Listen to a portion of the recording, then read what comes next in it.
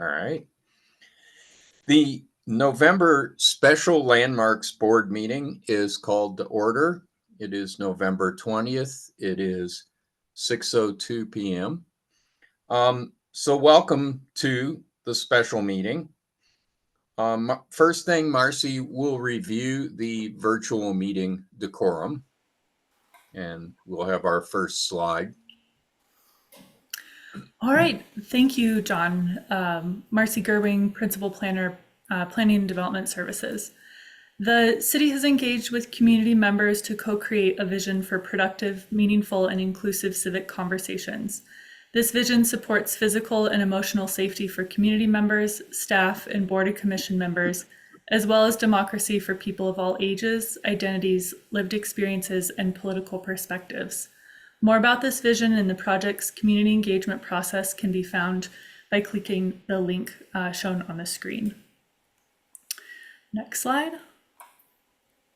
The following are examples of rules of decorum found in the Boulder Revised Code and other guidelines that support this vision. These will be upheld during this meeting.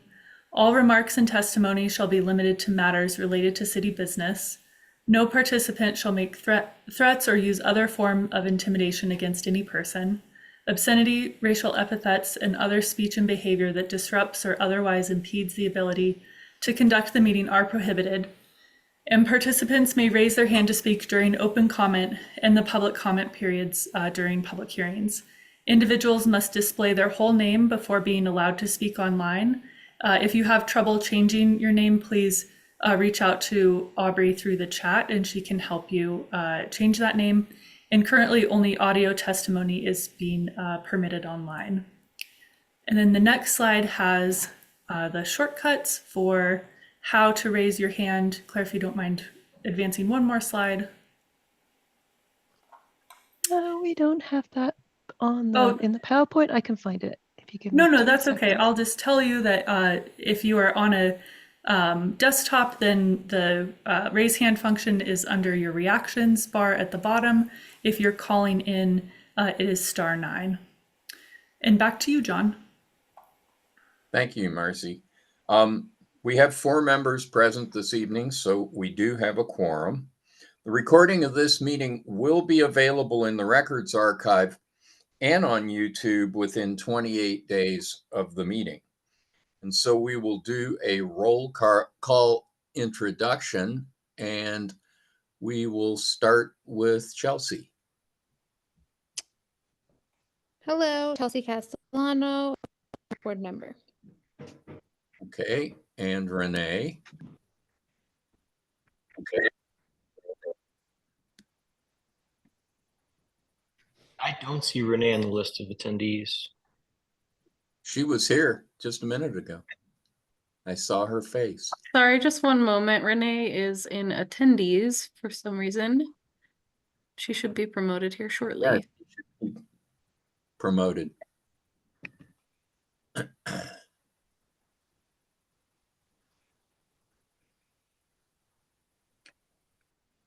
Hi, Renee Globik, Landmarks Board member. Thank you, Renee. Ronnie? And I'm Ronnie Pelucio, Landmarks Board member. And I am John Decker, acting chair this evening. We also, I'll acknowledge, we have Kurt Nordback here, who is our ex officio member from the planning board, and we appreciate his attendance. We know that people who are here to participate may have some strong emotions about these projects. We want to hear from you and have found it more productive if you are speaking to persuade us rather than berating us, staff, or the applicant. As with regular Landmarks Board meetings, you may only speak at the appropriate time during the public hearing. Requests to speak outside of those times will be denied. We request the members of the public who wish to speak in person sign up using the sheet with Aubrey. Actually, we have nobody in person tonight, so virtual participants will then follow as normal by raising their virtual hand. As board chair, I will call for a roll call vote on any motions made. Okay, so the first item that we cover is public participation for non-agenda items. And Aubrey, do we have any members of the public who wish to speak to an item other than tonight's topics? All right, it looks like we have one hand raised so far. That is Lynn Siegel. Lynn, I'll give you permission to speak and start the timer as soon as you're up. Okay, and I'll just say we are no longer swearing people in for open comment. So Lynn, you can speak when you are ready. And please state your full name. Lynn Siegel, I just lost my opportunity to testify at HAB because this meeting doesn't give me a specific time. And when I come here, you're talking about the decorum of how I'm supposed to speak. I'm the only one that ever comes, you know that.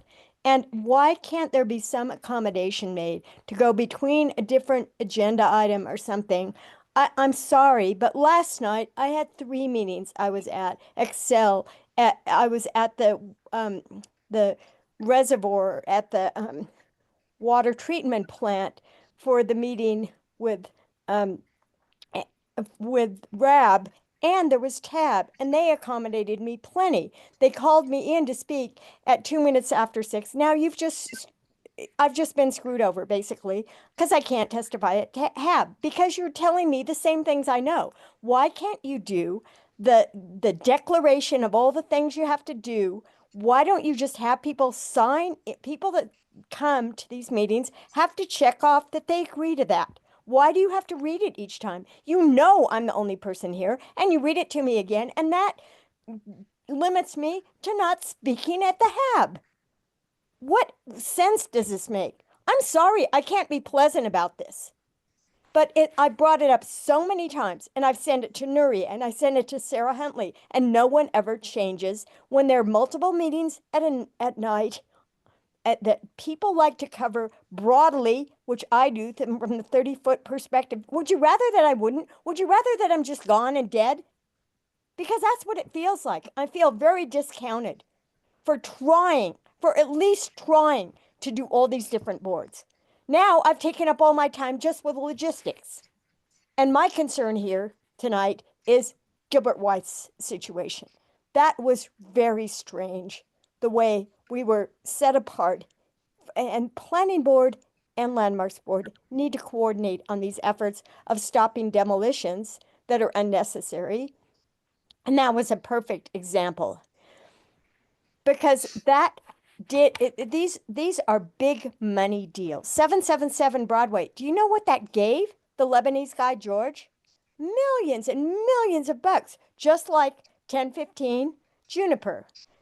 And unfortunately, the one interesting thing is that Gilbert White was able to stave off the 613 Walnut job by putting an easement on the property right next to him. And yet we're told, the Landmarks Board is told that the only way you can consider this is without what would happen legally with that easement. That's impossible, because that easement is there and you have to consider it. Lynn, that is your time. So thank you. Everything that is said at the beginning of this meeting is said because there is broader virtual or otherwise attendance, and it is a public meeting and could be seen by any number of people who have never attended one of these. So we have to open the meeting with the general information every time because you never know when somebody's going to want to understand how the meeting works. It's part of the process. This moves us to the next item, which is discussion of landmark alteration and demolition applications issued and pending. And I get Marcy, are you doing that one? I am. And Claire, if you wouldn't mind, thank you. All right, so there is currently one stay of demolition pending, and that is the stone accessory building at 2119 Mariposa. And that is one that the Landmarks Board placed a stay of demolition on at your October 9th meeting. And we met with the owner on November 13th. Abby was the only one who was able to attend at the time, but I understand, John, you went by the property afterwards. And I think Abby had intended to write something to you all with her thoughts, but I know she's traveling and didn't get a chance to do that. So what I can say is that, it was very helpful for the owner to invite us out and to look at the building inside and out. It seems like a well-built structure. It doesn't have the same structural issue or method of construction that the house did, but it is constrained in terms of its size and location. I think it has the potential to be reused as a studio or an accessory dwelling unit, but that does cost money to finish it out and add electricity and plumbing. None of which the owner is interested in doing. And she also doesn't see the same sort of special value or interest in the accessory building that she did in the house. I think she really wanted to save the house, but then once got into it, realized that it was a much larger project than she had anticipated. So I think there's, I'm not sure what else to add to that. Maybe hand it over to John, and then I can kind of outline the next steps of what the board's options are as the stay continues. Okay. Do we have no other discussion items then here? Well, did you want to add anything about going past the site Well, to check it I'm out? familiar with this site. I had looked at the front house at length and have pretty much familiarized myself with that site and the neighborhood and structure around it. So there isn't a whole lot to say other than this building is constructed differently from the house and hopefully does not have the kinds of problems that we saw at the house. And it's an interesting building. The rock wall construction with light frame on top of it is very interesting. And that's pretty much all I can say about it. Yeah, and the property is currently on the market, and I think with a certain buyer who wanted to explore adaptive reuse of it, then I think there is potential, especially thinking about the code modifications for building coverage in the rear yard for designated properties. There are some zoning modifications that might lend itself well to redevelopment. But again, it would need a willing buyer to explore that. So I do want to extend my thanks. I don't see her on the call, but to Vanessa Miles for meeting us on site and having a conversation.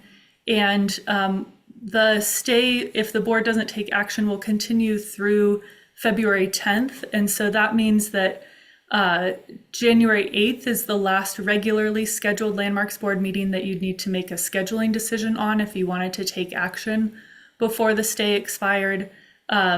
You have the December 6th or December 4th meeting before that one if you wanted to move more quickly, or you could have a scheduling decision this evening. Otherwise, the stay will continue on until February.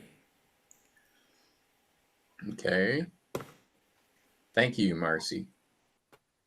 That moves us to our public hearing items. And our first one is Agenda 5A.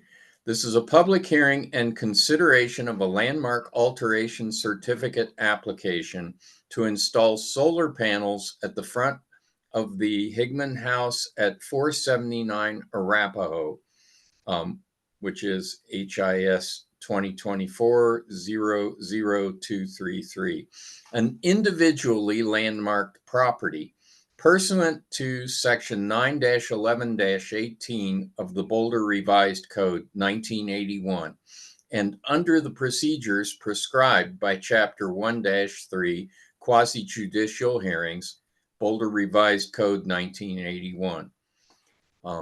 We have the PowerPoint presentation, and I've read that, and let's move on. Who is, Marcy, are you presenting this one, or is Claire? I am going to be doing this one, John. Thank you. Okay. All right. So this is a quasi-judicial hearing. So everyone speaking to the item will be sworn in. That includes me. I'm Claire Brandt, the Historic Preservation Planner, and I affirm that I will tell the truth. I will pause for a second and allow board members to note any ex parte contacts if you have any. Okay, we can do that in our roll call order. Chelsea? Aye. Or no, Do you- sorry, no, no you have contact. none? I thought we weren't doing this. No, we have to do it for this because this is quasi-judicial. You could just note, actually, if you do have any, and we'll assume Yeah. that if you don't say anything, you don't have any. So if you Okay. if you have any, then speak now. Was that we don't do it if we only say, do you have any ex parte, and people only raise their hand if they do. No, you're correct, Chelsea. We had agreed not to do it that way. Does anyone have any ex parte issues on the board?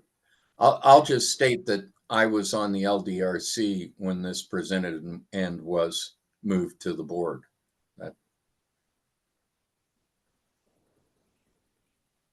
So we can Okay. move. Yep, let's move on. So a quick overview of the process today. I will give the staff presentation, and after that, the board may ask questions. The applicant will then have 10 minutes to present to the board, and the board may ask questions of them. We'll then open the public hearing after all members of the public have made comments.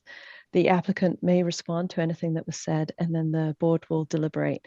A motion today requires an affirmative vote of at least 3 members to pass, and the motion will state findings, conclusions, and a recommendation. And then a record of this hearing is available in a couple of days as a video recording, and the official record will be added to the archive within 28 days, usually much sooner than that. So the criteria for review are outlined in the Boulder Revised Code under 9-11-18B and C, and the review is to ensure that the proposed work preserves, enhances, or restores and does not damage exterior architectural features of the property, does not adversely affect the historic architectural value of the property, the architecture, arrangement, texture, color, arrangement of color and materials are compatible with the character of the property, and that the Landmarks Board considers the economic feasibility of alternatives, incorporation of energy efficient design, and enhanced access for the disabled. The options today are for the Landmarks Board to approve the application, which is subject to a 16-day City Council call-up period. That's when the City Council can choose to review the decision. The Landmarks Board may also deny the application, which would be subject to a 30-day period in which City Council could review the decision. A denial would mean the applicant could not submit a substantially significant application within 12 months. So usually if the board is heading in that direction, they will give the applicant an opportunity to withdraw. So the application process so far in 2019, the LDRC issued a landmark alteration certificate to install solar panels on a new rear addition to the house and a rear accessory building, finding that the panels would be minimally visible from the street due to the location. Then in September of this year, we received an LAC application to install additional solar panels on the street-facing roof of the house. The application was reviewed by the LDRC, which was me, John, and Ronnie, on October 9th. and referred to the Landmarks Board for a review in a public hearing, which is where we are right now. At the time, the LDRC's concerns were that the application didn't meet the guidelines and that the applicants hadn't explored options to relocate the panels towards the rear of the building on parts of the existing non-historic addition that didn't already include panels and the non-designated accessory building. So they were asked to see if they could find a solution that doesn't include panels on the prominent and visible face of the building, or present the current application to the Landmarks Board, showing why this location is the only solution. And they chose to come here today. So this is the property. It is located just west of 5th Street on Arapahoe. The property faces south onto Arapahoe Avenue, and then the rear of the property abuts Boulder Creek. It's just the south 110 feet of the property that is designated. So it's the orange spot here. The property goes all the way back, and the rear portion of the property is not part of the landmark designation. It was designated as an individual landmark in 2016 for its association with Clara and Joseph Hickman and architectural significance as an example of the Queen Anne style, which you can see here. The house is 1.5 stories with a front gable roof featuring decorative wood shingles and in an alternating fish scale pattern. So in 2016, the owners obtained a solar variance for the construction of a rear addition. And the work at the time also included rehabilitation of the house and restoration of the historic front porch, which you can see here was removed sometime in the 1960s and then restored relatively recently. And then also a new accessory building at the rear, which is outside the landmark boundary. And you can see the addition back here on this image from Arapahoe. So the proposal is for the installation of 14 additional solar panels. 7 are located to be on the west elevation in front of the dormer right here. And then 7 panels are proposed to be located on the east elevation. 5 of them would be in front of the dormer. And then 2 additional panels would be positioned between the 2 east-facing dormers, which you can't see that location from this angle.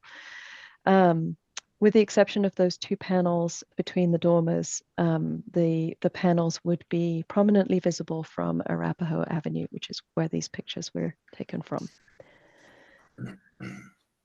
The guidelines address solar panels in Section 3 and Section 8, and generally they say that alterations to a roof should be compatible with the form, pitch, plate height, and massing of the existing. That they should minimize the visual impact by not altering the existing profile of the roof and not be highly visible from the front of the house. They are encouraged where they do not compromise the historic integrity of the building and where they do not detract from the historic character of the landmark. Guideline 8.3.4 says that it is not appropriate to install mechanical equipment on roof slopes that are prominently visible from the street. While the guidelines don't specify the type of panels that might be appropriate, previous LAC approvals have required that the panels, support structures, and conduits blend into the historic building as much as possible.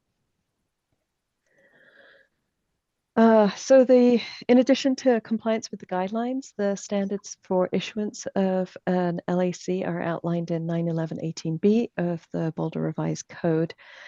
And the issuance must meet the conditions of whether the proposed application preserves, enhances, or restores and not damage or destroy the exterior architectural features of the landmark, whether the proposed application adversely affects the special character or special historic architectural or aesthetic interest or value of the landmark property, and if the architectural style, arrangement, texture, color, arrangement of color and materials used on existing and proposed structures are compatible with the character of the landmark property. So in reviewing the guidelines and the standards for issuance, we considered that the installation of panels is reversible and will not damage or destroy historic material, that the proposed location will not obscure character-defining features of the house or require the removal or alteration of historic fabric. We found that while the solar panels will be highly visible, their installation will not alter the existing profile of the roof due to their flush mount installation, and as such will not detract from the historic character of the property. And then the use of the black panels is consistent with previous approvals. We did consider that as a condition of approval, the panels should be set back from the front eave of the house to preserve the historic profile of the roof, and that the panels should be installed in a rectangular array rather than an L shape to further minimize their visual impact. And you can see the proposed in orange, I guess little squares here, and the existing panels are the blue hashed areas on this diagram. The applicant provided documentation on why alternate, less visible locations are not feasible, and that we considered that the applicant demonstrated that additional panels couldn't be located on the accessory building due to low-hanging power lines and available space, on the addition, or further back on the historic house due to available space. And we also have the applicant here so they can answer any questions that you might have about this. Okay. So this is a summary of our analysis and how we came to the recommendation. We considered that the applicant has demonstrated that the panels cannot be located in a less conspicuous location, and that while the solar panels will be highly visible, their installation is reversible and will not alter the existing profile of the roof, require the removal of historic material, and will not detract from the historic character of the property. However, staff considered that the design should be revised to locate the panels at least 18 inches from the front eave of the house to preserve the profile of the roof, and considers the design should be revised to install the panels in a rectangular array rather than an L shape to further minimize the visual prominence of the panels. So our recommendation is to approve the application with conditions, finding that the proposal meets the standards for issuance of a landmark alteration certificate in Chapter 91118, and is generally consistent with the general design guidelines, provided the stated conditions are met. And the conditions would be, once again, to revise the drawings to show the panels set back from the front eave, to preserve the roof form and historic character of the front of the house, and to revise the drawings to show the panels in a rectangular array to minimize the visual impact. Okay. So staff recommends the Landmarks Board adopt the following findings that are here. We've estimated that the board will need about 30 minutes for their deliberation. Generally, the question is whether the project meets the standards for issuance of an LAC, but here are some additional prompts to help the discussion if you need them. Will the proposed work adversely affect the special character of the historic? That's not right. It's not a historic district of the property, and is the proposed style, texture, color, and materials compatible with the character of the historic property? It is not a historic district. I will correct that while the applicant does their presentation. So this is the end of the staff presentation, and a reminder in the next steps of the process. The applicant and owner have up to 10 minutes to present to the board. The board may ask questions. We'll then hear comments from any member of the public who wishes to speak. The applicant may have additional time to address anything said during public comment, and then the board will deliberate. So any questions for me before we hand it over to the applicant? Thanks, Claire. Any members? Do you wish to ask questions of staff? Okay. None appearing. We will move on to the applicant presentation. Who is here from the applicant's team this evening? Aubrey?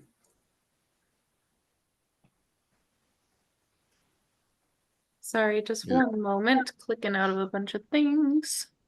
Okay.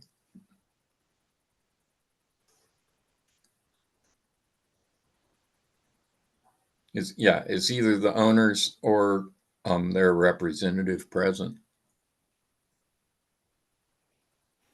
Yes, and both Russell and Kate Merlin are here, as well as Alexis, and Aubrey will go ahead and promote them. Yeah. Okay. I only see Russell, Merlin, and Alexis. Not audio, just video. Okay, great. You guys are both together. So however you want to present this, Russell and Catherine, you have 10 minutes and can tell us about the project. Thanks. I'm not sure if Alexis was planning on doing the. Actually, I do. Yeah. We just you wanted do to make need some be- comments if she's done or Well- answer any questions you had, but I think Alexis is gonna do the primary presentation. Thank you. Oh, okay. Yeah, but you do need to be sworn. You need to tell us that you will tell the truth. And before you speak, state your full names. Thank you. Sorry. My name's Catherine Merlin, and I swear to tell the truth. My name is Russell Merlin. I swear to tell the truth, but I'm not going to be speaking. Okay, thank you. You can proceed. I'm Alexis Severson for Proton Brothers, and I swear to tell the truth. Great.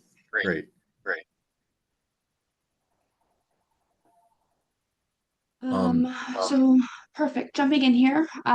So the after the original board review, we did further look at the layout, and it was found that we were unable to locate the solar panels in any other less conspicuous locations other than where they are currently placed.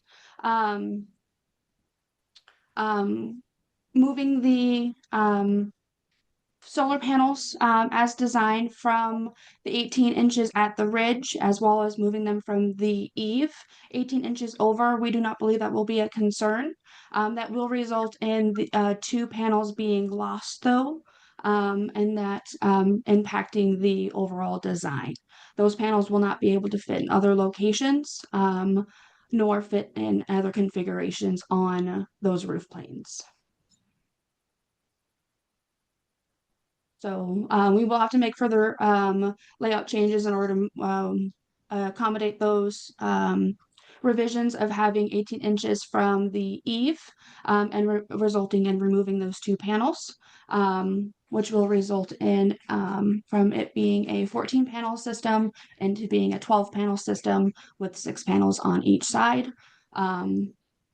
6 of which on the west side, in front of the gable, the dormer, my apologies, and then that leaves 4 on the east side of the property, in front of the dormer, as well as the 2 in between the 2 dormers. So I'm just making sure, is this our chance to explain why we want the panels and why we hope you will approve them? Or is that later? Well, we'll when we deliberate the issue, we will discuss, first of all, approval, and then we could have some discussion about the conditions.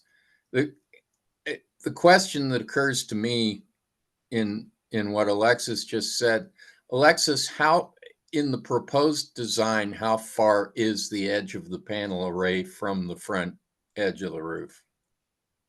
From the front, let me verify plans. Currently it is 5 inches. Okay, so it is pretty close to the edge. Yes, sir. Okay, well, that will be part of the deliberative discussion. John, if I can just jump in, I think the applicant was also asking if this is their opportunity to make a case in general for the panels and the purposefulness of that.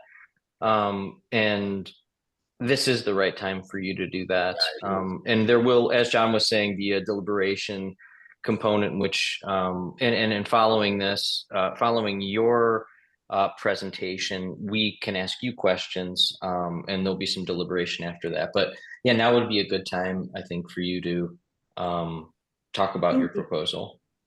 Thank you so much. Well, first, I would like to say thank you for having us. We do not disagree with Ms. Brandt's assessment of or recommendations. Let me back up and just say that the historical qualities of the property have always been important to us. It was a big reason for selecting this property and for voluntarily landmarking it in the first place. So we want to do what we can to uphold the guidelines that you've set, because we do think that they're good, and we value that. We do hope that we get these panels approved. We are trying to make them as non-disruptive to the aesthetics as possible. There are some physical constraints with the physical layout of the site. But we do think also, I'm a public interest environmental attorney. I really would like to have solar panels. The ones that we have now are pretty minimal, and we would just really like to have a few more to offset some of our electricity use for the house. I think that's it. I didn't write anything, sorry, so that was a little off the cuff. And we're here for questions. Okay, thank you. Do we have any questions? I had a follow-up question, and maybe this was answered, but it was just unclear to me. I know that one of the conditions was spoken about that has to do with the distance from the edge of roof, but I think that another one of the conditions had to do with the configuration of the panels from an L shape to rectangular shape. And I just wanted to make sure that the applicant had an opportunity to speak to that. Is that also feasible to do within the parameters that you've described? That would not be a concern at all. Moving the panels, the arrays 18 inches in, currently they're 5 inches. So moving them an additional 13 is not a concern. However, due to how close that would take both of the arrays to the dormers, that will result in, I guess, the L part of both of those arrays to be eliminated, because that would take up that space. Therefore, leading to spatial constraints, having us to remove them entirely. So that then therefore would meet the requirement of it being 2 square arrays. Got it. So just by moving them away from the eave as one of the conditions, you would be forced to push them in such a manner that it would force the L-shaped condition to then be a rectangle. So that would all comply. That's great. Okay, thank you. No other questions? Any other questions? Oh, Chelsea, sorry. Do you have a question? I was wondering, because it's basically the proposal was 5 inches and the staff recommendation was 18 inches, and I was just wondering if because it sounds like you were losing 2 panels with the recommendation of 18 inches, and I was wondering if there was any compromise between 5 and 18 inches where you wouldn't have to lose additional panels. Like, what is the threshold of distance from the edge where you lose panels? Is it that 5 inches, or is it somewhere in between 5 and 18?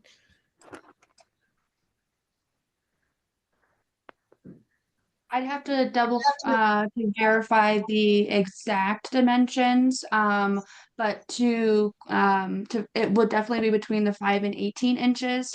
I definitely would say on the west facing plane, more like another 3 inches and we lose a panel. And then on the east facing plane, we do have a bit of leeway there. However, it would still lead into an L-shaped array. But to verify, I would have to verify the inches, but I do think it would be, maybe we could move an additional 5 or so inches. That would make it 10 inches from the eave on the east side. And if I Okay. could just clarify, there's two intents behind those conditions of approval. One is to set the panels back so that the overhanging eave is still a prominent feature and is the intent is to minimize the visual impact of the panels being right at the front of the house. So setting it back is one intent to do that. And then the second one is to have a rectangular array rather than an L-shaped array. So they are, related to each other as we talk about the placement, but the staff recommendation was to make both of those changes to set the panels back and to do a rectangular array. And that's consistent with a recent approval on Bluff Street for another individual landmark that we approved panels right at the front of that building with those same conditions. Okay. All right. Any other board members have questions? Okay, none appearing. I have one. Alexis, could you Yes, sir. or just tell me or tell us if one of the conditions was relaxed and the other one, well, let's start at the beginning. Moving the array back from the edge of the roof, by losing, is it one panel or 2 panels you lose by doing that? If it's going from 5 inches to 18 inches on both eaves, that would result in losing a panel on one panel on each array on the east and the west side. So that would be 2 panels in general. Okay, how much impact is that on your proposed yield? Let me do the math real quick. That is 202 for 225 watt model.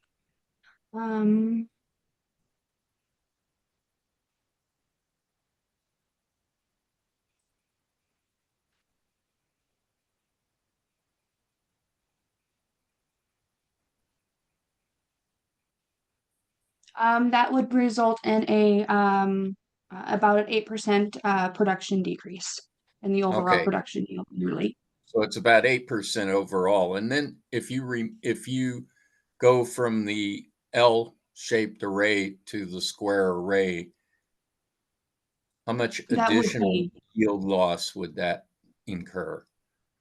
That would be the 8%, sir. We're losing those 2 panels. Yeah. Okay, so it's the same. It's all right. That's what I was getting at. And is the project still viable with that loss? Is it still serving enough of the purpose that it's there for? I think that's kind of what I think for us as the owners, it definitely is something that we would still want to do. I mean, our goal, and I think our goal, even when we originally put the panels on the back of the house, was to maximize the solar as much as possible. We're not really looking as much for the ROI as we are for trying to create as much renewable energy as we can. So even if it increases or extends our timeline of our ROI by 4 or 5 years, I don't think it would make a difference to us. Okay, that was what I was just trying to hear. How bad is this impacting the project to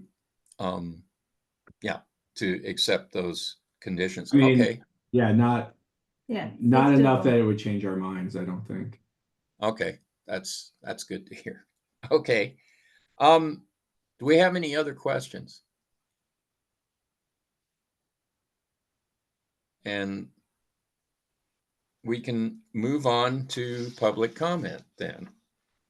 And I will ask Aubrey, do we have any virtual attendees who would like to speak to this issue?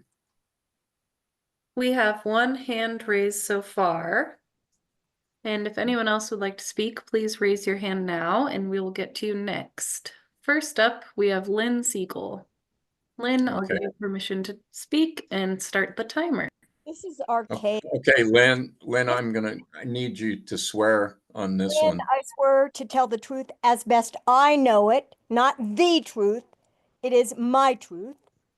Okay, This is archaic that you are micromanaging these people, trying to get solar on their place, putting them in a position where they have to defend that they're going to not do this to improve their ROI, but to just do renewable energy. Their ROI is important too. You know, we're in a war in Gaza right now. This country is on the edge of disaster. We have long-range missiles going to Russia. We have all of our funding, Boulder funding, going to Gaza. We've got bigger problems than the appearance of some solar panels on someone's house. This is just, I can't believe the discussion. You know what you need? You need ex officio people from EAB on this board. And you need landmarks people on the EAB board. It's outrageous. I can't even go to EAB because I have landmarks board the same night. EAB's not tonight. I'm missing HAB tonight. But HAB, it's the same thing. We have unaffordable housing. And, you know, the economy needs to be stimulated by improvements in climate change, which these people are trying to do, and by improvements in the economy, which they are also trying to do. But although, you know, they claim that that isn't a concern of theirs. But of course it is. It should be. Their return on their investment. They have more disposable money to spend on sales tax revenue in Boulder. That improves our economy. You know, why are you micromanaging these things? I don't understand. What, you know, and John, simply my asking at the beginning that I'm allowed to speak at different boards. Of course you have to give your proclamation of what I can say and how I can't abuse people or something. That's great. But all I was saying, which you didn't understand apparently, is that I would like to just check a box and have that happen and not waste my time and cause me to not be able to speak at another board that's at the very same time. And when meetings are happening simultaneously the same night and they aren't staggering their public participation, that's not okay. I'm just I'm doing the best I can. Is it ever enough for you people? I want to understand everything. I'm trying to get the broad view, and I can't. I'm stymied because you have to stick to your 602, you know, and the planning board, the HAB is at 607, you know, like, what is this? And then this micromanagement of these people trying to do solar on their place. Come on, life's short. We've got bigger problems than this. You know, and I'm an advocate of not demolishing things and of landmarking things and having something left in Boulder to look at, like 777 Broadway, which went down. all right, that would be the time. Thank you, Lynn. Do we have any additional members of the public who wish to speak? All right, if anyone else would like to speak on this subject, raise your hand now. We'll just give it a couple seconds, John. Okay, great. I think we're okay to move on. I'm not seeing any other hands. Okay, we will close the public hearing on this item, and the applicant has a chance to respond if they would like to.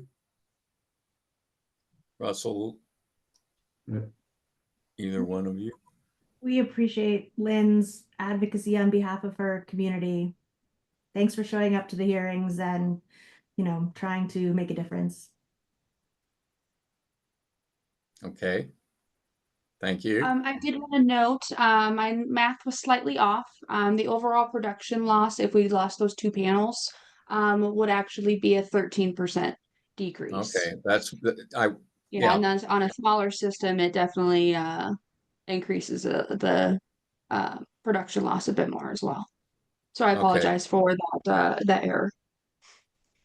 No, that's yes. Thank you for that. All right. We can proceed. We can, I guess, proceed into our board discussion. And we ask that all members who are not speaking or anyone else in the meeting, please mute your computer or phone for the duration of the discussion. We've allotted approximately 50 minutes for the discussion, and Aubrey is going to actually keep the time to let us know if we are getting way beyond our time. So is there any member who would like to open this? I can. Okay, great, Ronnie. Yeah, Proceed. I'm in agreement with staff's recommendation. I'm glad that it works for the applicant. I applaud the applicant for their preservation efforts in the house, and then also, you know, their desire to bring on-site produced energy to their home and then to the grid. I think that these are just really wonderful causes, both of them, and I know that it's not always the case that we would um, allow for panels to be at the front of a house, visible from a public right of way on the primary structure that is the historic piece of a building. But I think the applicant has done a great job with their analysis and has demonstrated that to us. And I think that they're also demonstrating that they're flexible and understanding with the desire to make them as minimally visible as possible, even if they are on this or at this location. And so I am in agreement with staff and will support the installation of solar panels with the conditions that staff's described. Okay. Thank you, Ronnie. Anyone else? Or let's just go through the list. Everybody gets a say here. Renee. So I agree with Ronnie. I would like to propose maybe something in between. It was the 5 inches and the 18 inches. That maybe, and this is the time to have the discussion. If there's something in between there to where they could keep the panels, do they lose both panels? Do they lose doing the non-L shape? Do they lose that panel anyway? So it's kind of mute. Maybe I can jump in. I wonder if staff could go back to the L-shaped or to the images that show them the panels installed in an L-shaped pattern, because I do think Renee and the applicant should agree or disagree with this, but I think Renee, what you've described is accurate. If there's a way to pull up the image that shows the panel installation from above, yeah, I mean, I think as I have heard it, that if they need to meet the condition of the square-shaped panel, that the configuration would consequently make 2 of these panels removed. And then in addition to that, if they do move the panels off of the gable end, it kind of forces those 2 L shapes to be eliminated. So they're kind of happening in tandem with one another. If for some reason we think that the L-shaped configuration is acceptable, then I think we would ask them how far off of the front of the fascia could the panel system move back in this configuration while still having all of these panels in that shape. Yeah, yeah, Ronnie, I believe Alexis kind of answered that in one of my first questions, that she said there was something like 3 spare inches that it could be eased back before it, I guess, hit the change of angle of the dormer roof. And that in this plan, it appears to be somewhat the same space on both sides of the house. So that's, they don't have a lot, but that's what I think it was.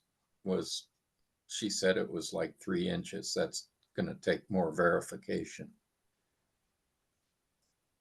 Yeah, I guess, you know, I was trying to get the more, I mean, the ultimate goal, right? And, you know, and if we're going to allow solar panels on the house and they're going to put them on the house, then allowing them to put the most capacity, right? Because I went to the site today and I didn't think that the L-shaped was, to me, the fact that it's closer to the front of the fascia is a little bit, I find that to be more important than the L shape, because from the angle that I see it, I don't really, I mean, from the back, like the back area that has those panels, there's a big difference between the color.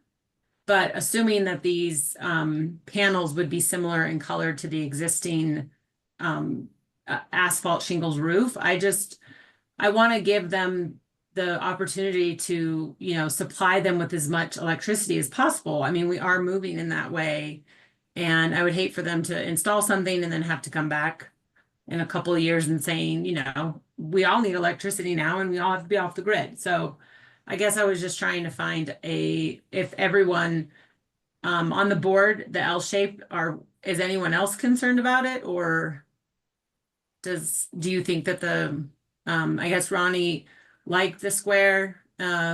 Chelsea, were you disturbed about the L shape? I was not disturbed.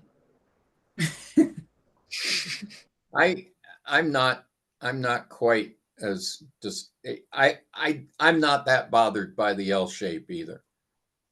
And Maybe we should find out then from the applicant how far back from the gable end the panels could be placed if they remain in an L-shaped configuration. Yeah. So we'll open that back up. I'm not sure who from the applicant team would speak to that. Yeah, Alexis, I think, would be the one who would be able to speak to that. Alexis, am I correct? Yes, unfortunately, I don't have the CAD tool pulled up in order to get the exact measurement, so I would have to verify that with our engineering partner first thing in the morning, our engineering lead. But on the east side, it definitely is, I'm sorry, on the west side, it definitely is going to be a lot shorter of a distance to be able to push back, because there is an obstruction that that one panel comes up to almost, and that's where the 3 inches is coming from.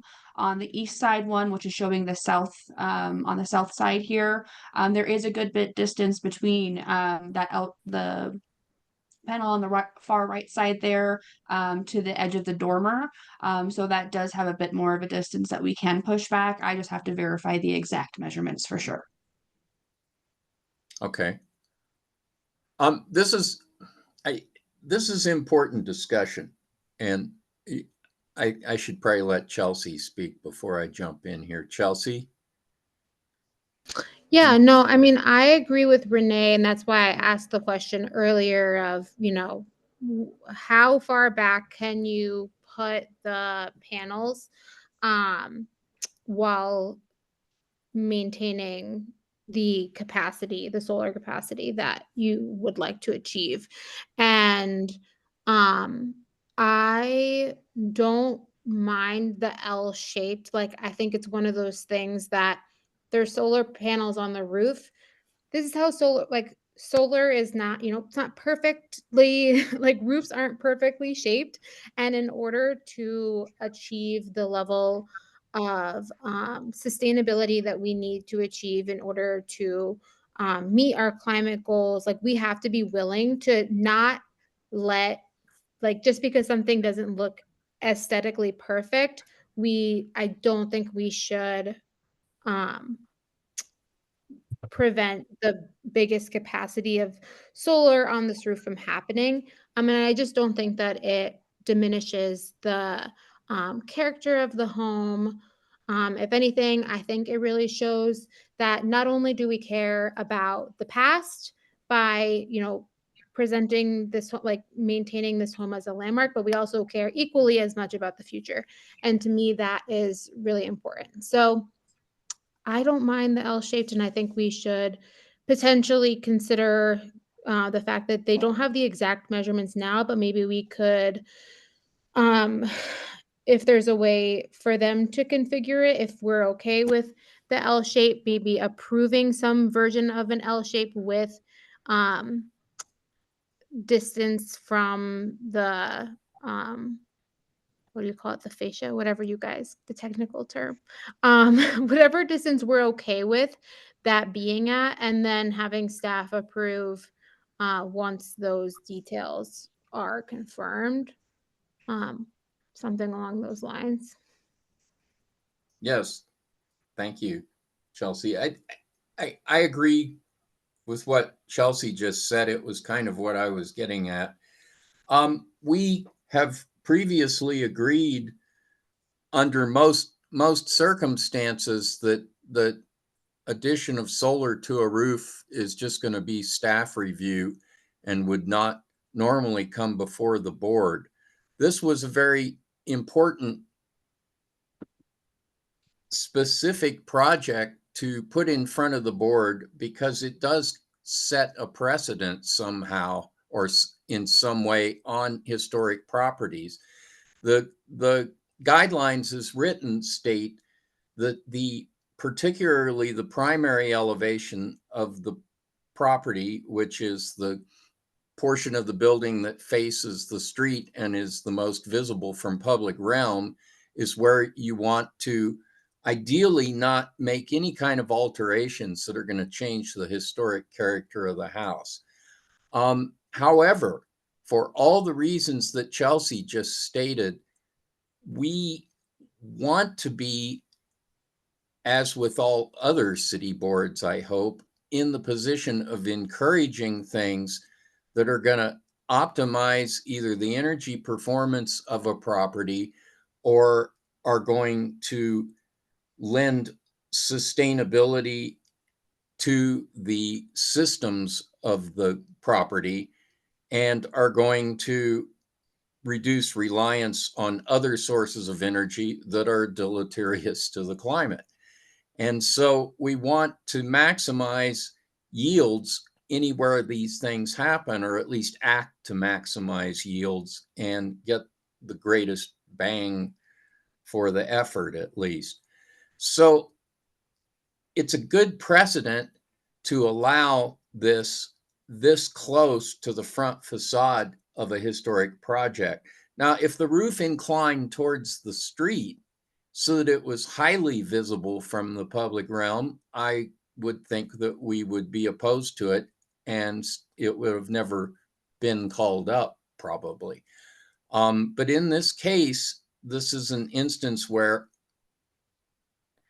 as the technology continues to increase with these systems, and of course this one is going to happen at the place it is in time, but they're going to become more subtle and less noticeable as time goes by. This is far more, I guess, adapted to not being visible on a roof than systems were 4 or 5 years ago. And so I think this is the point when we start allowing these types of things in more roof conditions and in more points of view locations. I don't think people are going to be that noticing of it or aware of it other than, oh, you've got solar, that's cool. And I don't think it's going to injure the historic character of the house any more than houses that were older than 1920 getting wired to electrical grids did. So I think that that's kind of where we are in history. And this was an important one for the board to review. And I think I support what the majority of the members seem to be saying. I would support that as well. So I think that, what I'm understanding is that everybody is in general support of having the photovoltaic panels as proposed in the configuration proposed, with the request that they get pushed back as far as possible from the leading edge of the gable, the fascia on the gable. I think that's, yeah, I think that's the way we should state the condition of it. Okay. Claire, can you bring up the motion? Ronnie, would you mind looking at the conditions first so we can wordsmith this a little bit?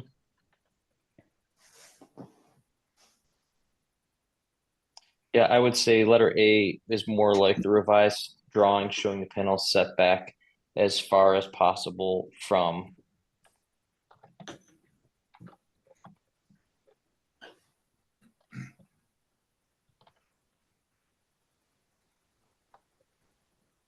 And then I think condition B goes away.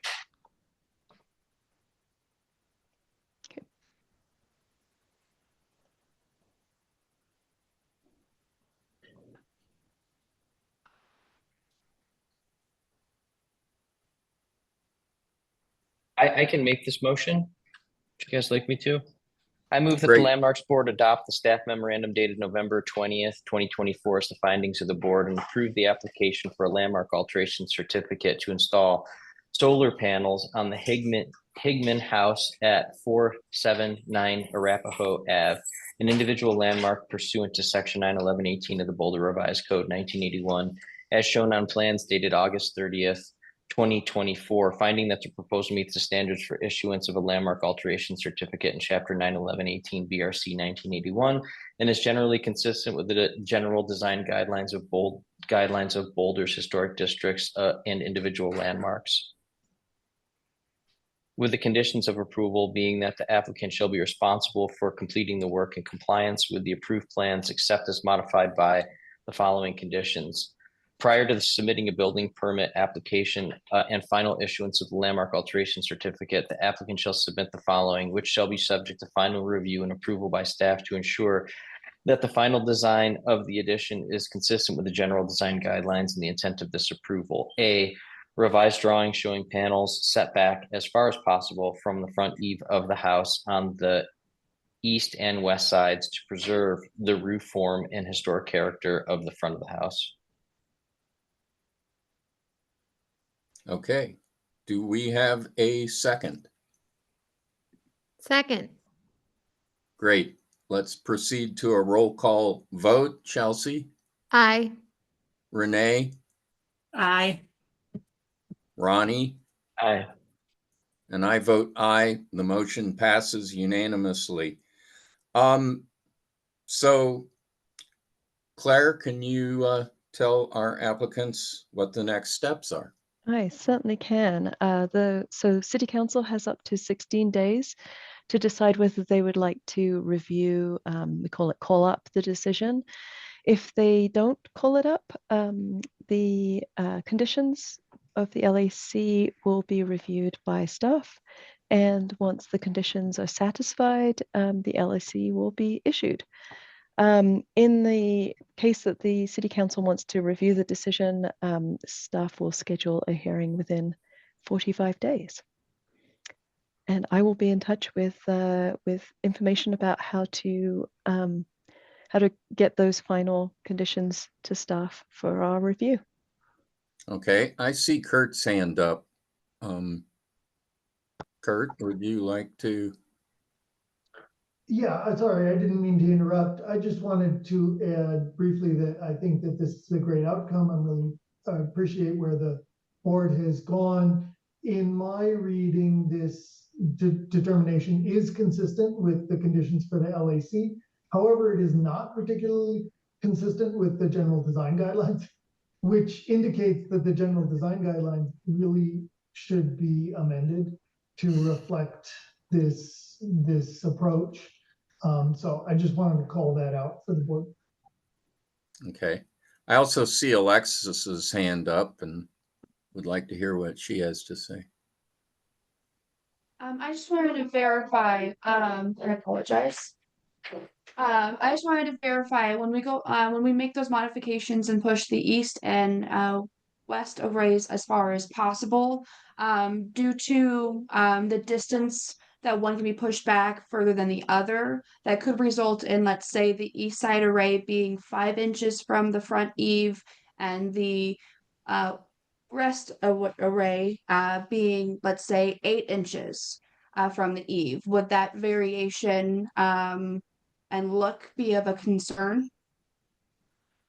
It's not going to, well, I'm not going to say this will be worked out with staff from this point. And I don't think, with the exception of flying over the property, you're going to see dissymmetry between one side of the roof and the other. So I don't know that that's going to be an issue or not. In fact, that, as I said, the last phase of review of this is in front of staff. And Understood. Thank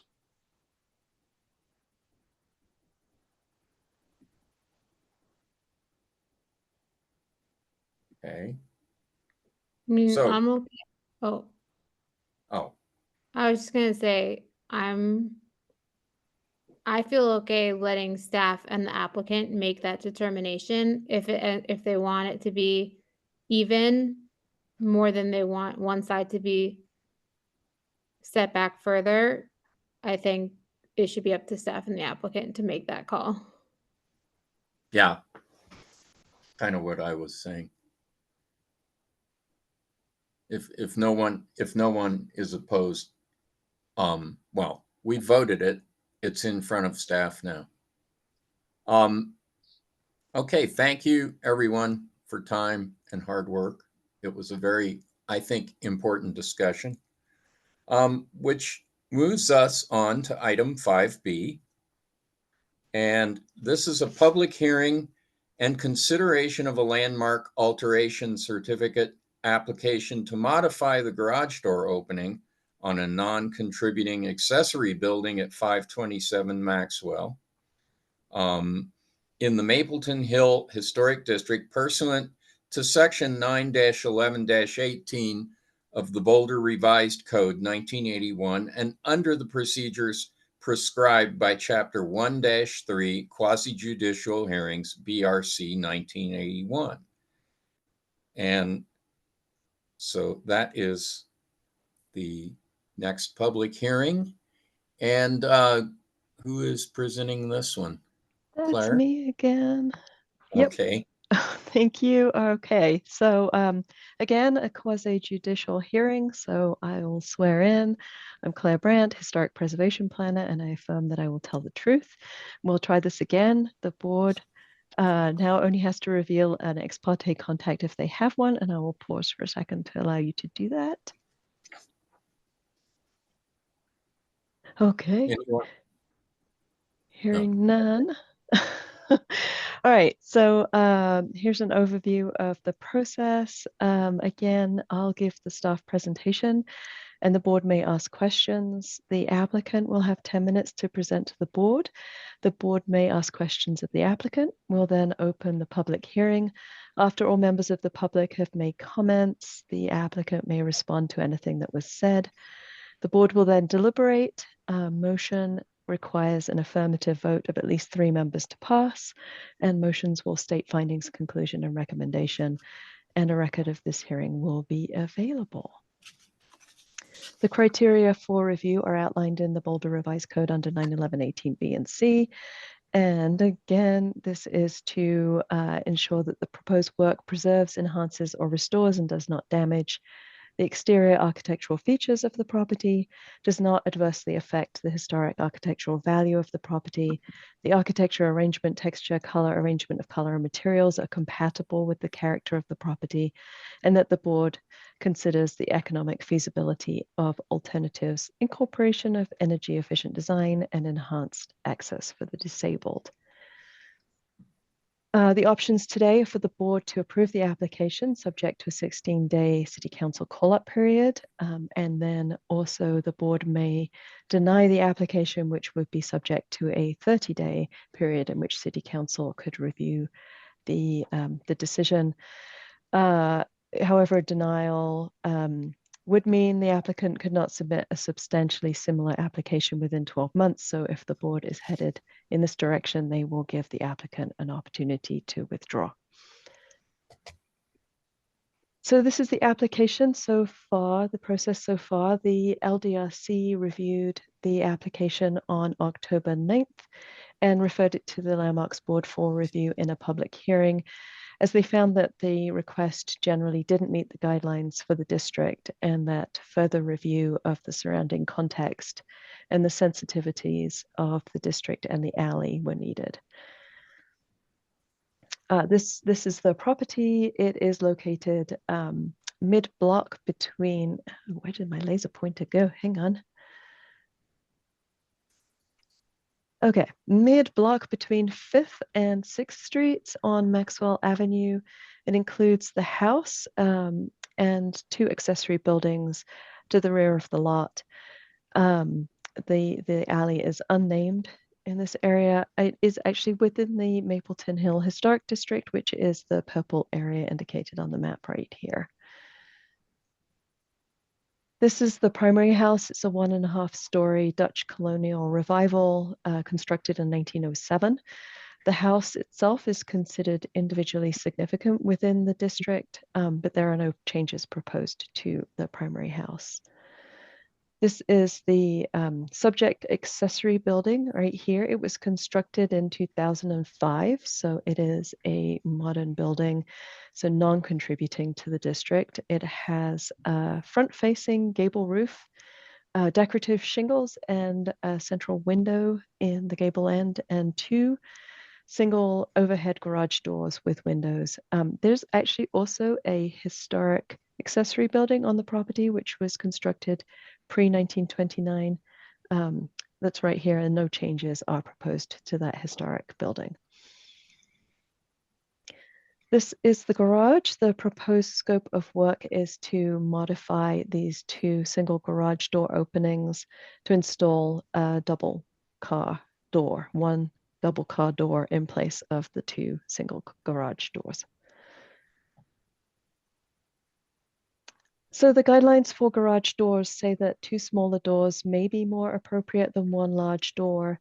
Doors in new structures should reflect the proportions, the height and width of doors found in the district. The material, subdivision, proportion, pattern, and detail of new doors should be compatible with surrounding buildings that contribute to the historic district, and that doors should be consistent with the historic scale and materials of traditional accessory structures. As I mentioned before, in addition to compliance with the guidelines, the standards for issuance of an LAC are outlined in 91118 of the Boulder Revised Code, and the issuance must meet the conditions of whether the proposed application preserves, enhances, or restores and not damage or destroy exterior architectural features of landmark or subject property within a historic district, whether the proposed application adversely affects the special character or special historic architectural or aesthetic interest or value of the landmark property, and if the architectural style, arrangement, texture, color, arrangement of color and materials used are compatible with the character of the landmark property. So following the LDRC's request, we did an analysis of the alley on this block and found multiple styles of garage doors. And we included some examples in the memo, and the applicant also included examples. Generally, we found modification of the door opening, in this case appropriate, as it is consistent with the historic scale of traditional accessory structures and reflects proportions of doors in the district and this alley in particular. We also found that the replacement of the non-historic wood doors appropriate if replaced with a solid wood double garage door with a similar design with window openings and wood detailing, which are in the recommended conditions of approval.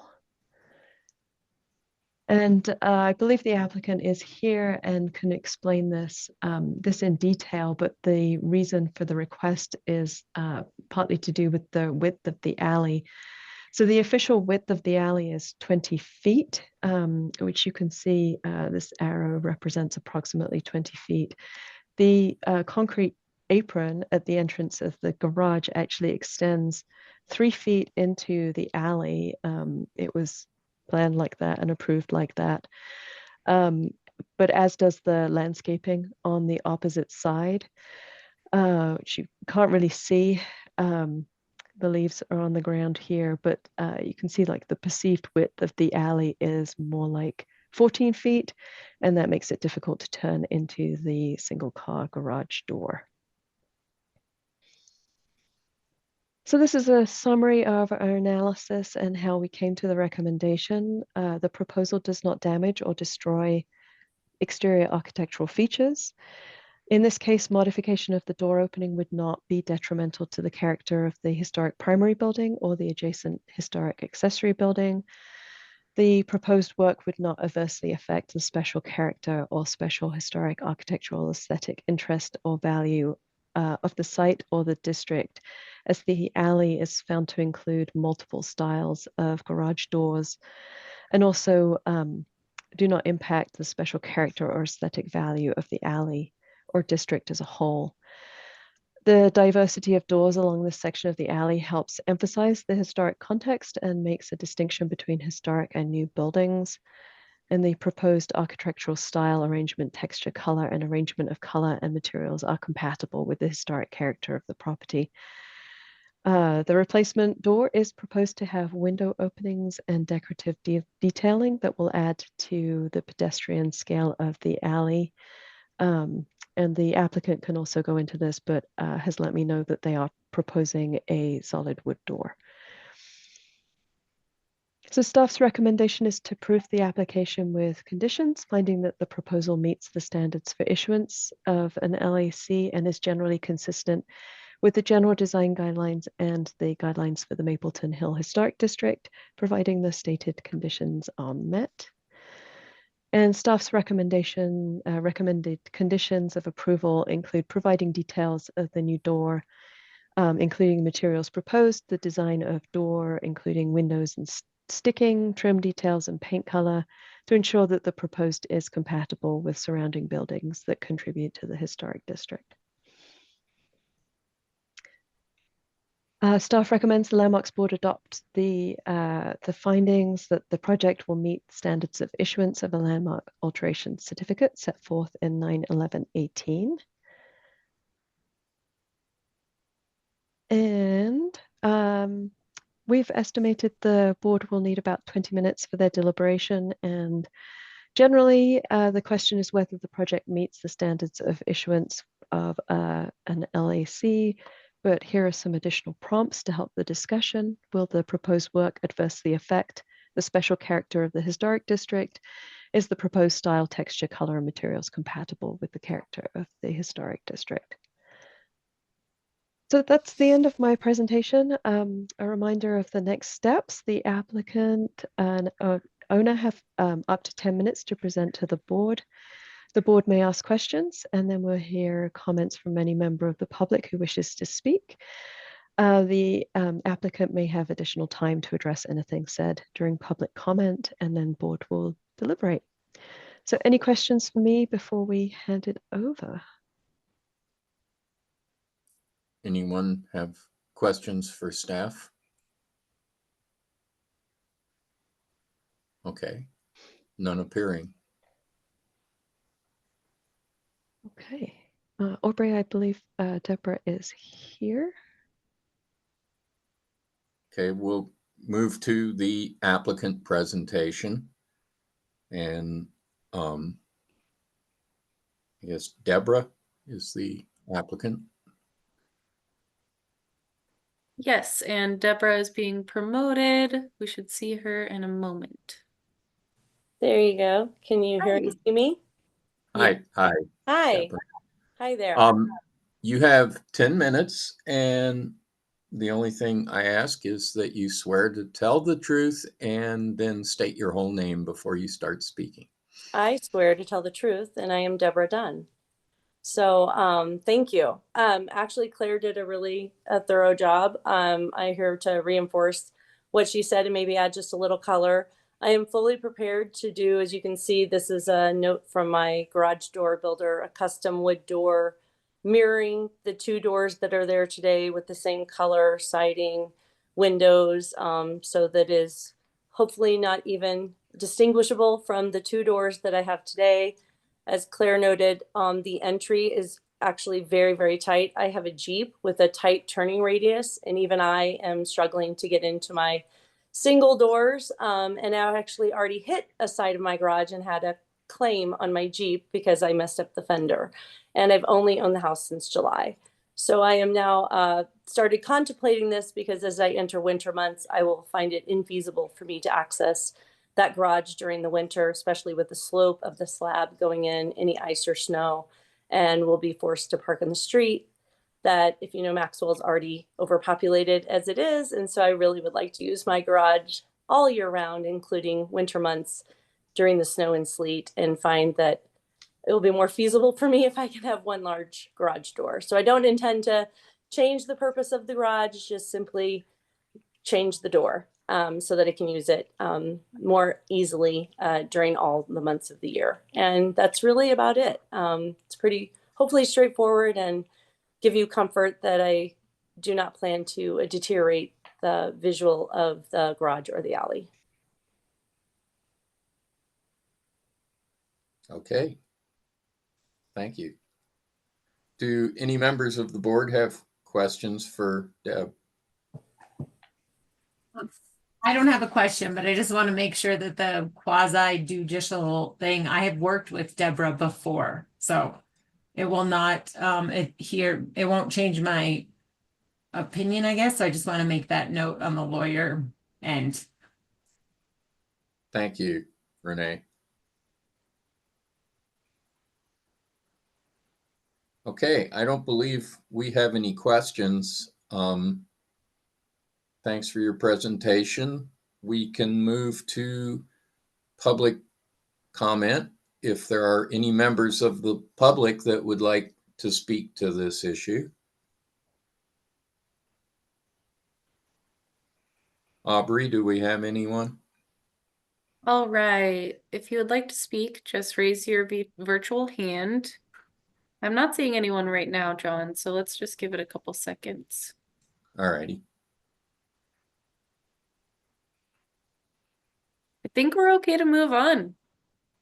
Okay, we will close the public comment phase and we will move to board discussion. Anyone on the board want to open this one? I'll start. I went along, I did the tour that that Marcy had suggested we do, and so I was in that alley, and I noticed just across, which I think they presented a picture of, just across the alleyway is a double door. It is a tight little area. I probably would have to have done like a 3-point turn in my little car. So I, because this building is a non-contributing building, I will support staff's recommendation in approving a double door and approving the way and the character of the style. I do not believe that it adversely affects the special character of the historic district. I appreciate the scaling in the upper part of the trim, and I think that I am in agreement with staff recommendation to approve a double door. Okay. Anybody else? We have. Sure, I'll go ahead. I agree with Renee and with staff. All right. Ronnie? I think this is actually kind of challenging for me because in my tenure on the board, I don't think I've seen us like approve large garage doors. If this were to have come in front of us as a new design, I think we would have been encouraging them to have 2 single car garages. I think the issue here is kind of the existing nature of the garage and the compactness of the turning radius on that alley. But 23 feet is pretty close to a typical parking lot standard, which is 24 feet from stall to stall. I recognize there's a fence, which makes it even more challenging. But I know that there have been many times in which people have asked for single garage doors, and they are always encouraged or required to put 2 doors in, as this building apparently does and probably was required to do back in 2005. So John, I know you've been on the board for a while. I'd be curious what your thoughts are, and I know Kurt might have an opinion on this too. One thing that I would add is I agree with staff and my colleagues that just spoke about this not being the historic structure. And I don't think it necessarily damages the characteristics of the historic structure on this property. But there is a concern of like incremental change. I'm less compelled by other possibly, not directly complying garages on the alley. Because I think, essentially when you make a decision like this today, it seems as though we're making this decision kind of universally. And if we were to, I would want us to make sure, we're explaining why this one might be so special that we would allow it. It's interesting because I was going to address the issue once again. This is one that the reason it's in front of us, I believe, is because it is somewhat of a precedent-setting review. However, I'm strongly inclined to agree with staff's recommendation and a kind of general tone from other board members. I've walked this alley many times, actually since the 80s, and have seen the change kind of process, which has been a little more than incremental actually along this alley and others in this portion of the hill, and or of Newlands or Mapleton, I mean. And it is interesting that there are, within that block alone, I think there are already 3 or 4 double-sized doors. So in essence, the precedent has been set. This is not the one doing it. And it's already established as an allowable state in certain conditions, especially on a non-contributing building. So I support staff's recommendation.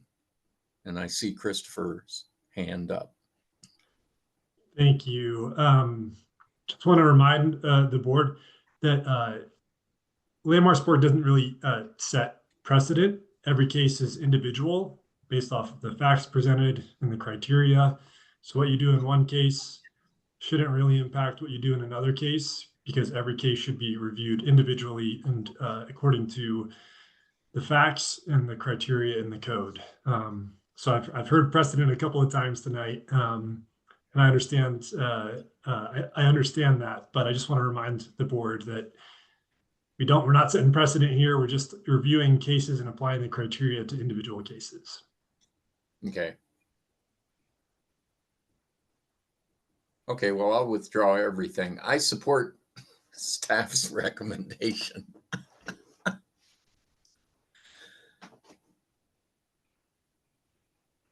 Kurt, did you have anything you'd like to add? Yeah, that's Kurt. Sure. I'll say that based on my experience on the board now almost 10 years ago, or maybe it is more 10 years ago, I think that at that time, probably our reading of the guidelines was a little stricter with regards to this than maybe the current boards. And I can't say how we would have ruled, obviously, but I think there certainly were a number of situations where we considered the options between 2 single doors and 1 double door. And my recollection is, in general, we're not approving double doors. But that, as Christopher points out, precedent is not an issue here. So I guess I can just give you that perspective. It does feel like if the if the board is feeling like the guidelines are not providing them the right guidance, that again, really, it seems like the guidelines should be updated to reflect that. Well, that is an interesting statement, Kurt. Thank you. Guidelines are exactly that. They're guidelines. They're not absolute statements or codes.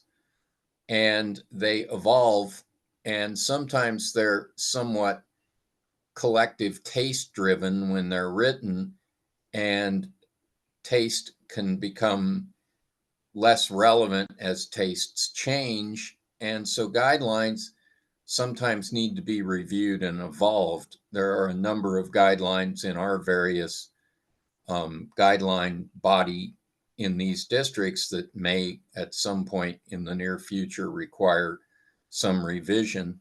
And there's a planning process coming up that may address some of that. So, but it's an interesting discussion. These alleys have been undergoing a lot of incremental change.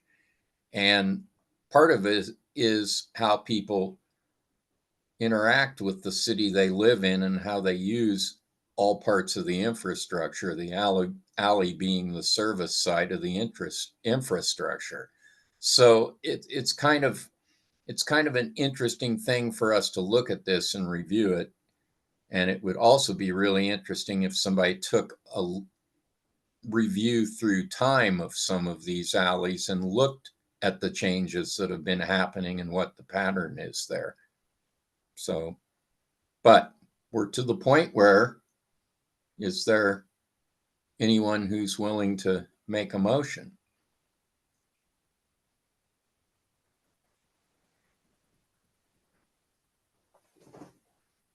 Well, I want to honor like Ronnie's position because he was more apprehensive about having these two double doors.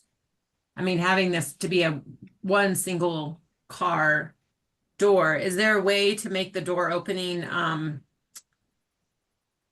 one door that Ronnie you might feel better with, like a not such a maybe not so large? Or You know, Renee, I'm not sure. But what I have seen are like the types of doors that we have traditionally approved are single doors, or at some points we have seen historic structures on alleys that have had like a barn door. And then there has been interesting technologies around how that barn door has either been recreated or simulated. But I don't know how else you would do it. You know, I think the faking it version probably is, you know, not the right way to go. It's just that it's inauthentic, and I think it's clumsier than having the single door. You know, I think that this particular issue is an issue of navigating into the garage. And if you look at the image that shows the neighbor's fence, like I don't know what the fence standards are in Boulder, like how close can a fence be to the property line along an alley, and whether or not that neighbor is actually complying. It's just something that I would question. I don't have an answer to that, but I don't know, Renee. I appreciate you kind of opening it back up to me and asking me. It's challenging because I will tell you that, you know, 5 years ago, I am pretty confident the board, you know, reviewing cases like this would have come down more strictly on the single car garage door approach. Because I'd seen so many with them at the time. And I believe that staff's recommendation, when I saw these staff's recommendations, while they're unique cases, were very direct about the single garage door. So I don't know. I mean, I think that this would be very different than what I've seen us administer in the past. And I do feel for this applicant. So I'm not sure. I don't have an answer as to like you know, what's the justification in this case, I think is, I guess for me, it would be the navigation into the garage and the tightness of the alley. That would make this a unique case. If that wasn't an issue and there was just the desire to have a double garage door, would we be saying something differently? I don't know. Yeah, I mean, despite the fact that, hopefully cars are not getting that much bigger, but like, for instance, like an electric car, the Rivian is about similar size to the Jeep. So that would, still have some radius issues. I guess I was more inclined after visiting the alley that there was the double car literally right across the alley. So I was like, how can we approve this?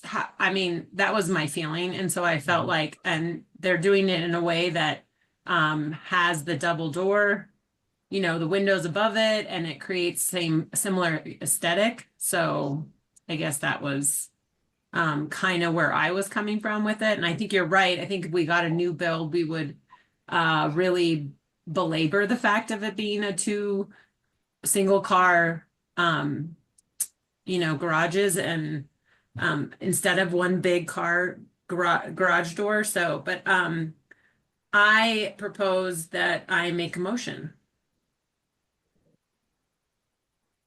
Actually, I want to make If no one else has anything to say. I want to make one quick clarification. Rather than using the word precedent, what I should have said was context. And we are supposed to consider context, and context is the place where incremental change accumulates, and then your response to context is going to change through time as incremental changes do accumulate. And I think we're in that situation with this alley. I think that the context of what has happened elsewhere does play a role in what the character of the alley is and what we're thus able to allow to happen there. So with that, Renee. May I ask a question before we make a motion? Do we know Sure. what the fence on an alley construction regulation is? Can it be built on the property line? I think it can be built right on the right-of-way edge, yeah. I don't know. Marcy might have an idea, but I do know that this fence obtained a permit. So I'm pretty sure that it's in the right place. But I think it can be on the property line. And I think that if this house was built, it's supposed to be 24 inches from their 24 feet from their property line. So the backup distance from the garage should be 24 feet from the property line. So understandably, if that fence was built on the property line, there should be 24 feet between the face of the garage and that fence. Yeah, that's the same backup you want in a parking garage, or I mean, in a parking lot. So. Marcy, I think Claire was asking you if you had documentation of the fence construction requirement? No, I don't know what the Setback. requirement is between the two structures, if you can call them that, but I do know that this fence did obtain a permit. And I don't know what the fence requirements are in terms of setback or location, but would just echo what Claire said about the fence having a permit.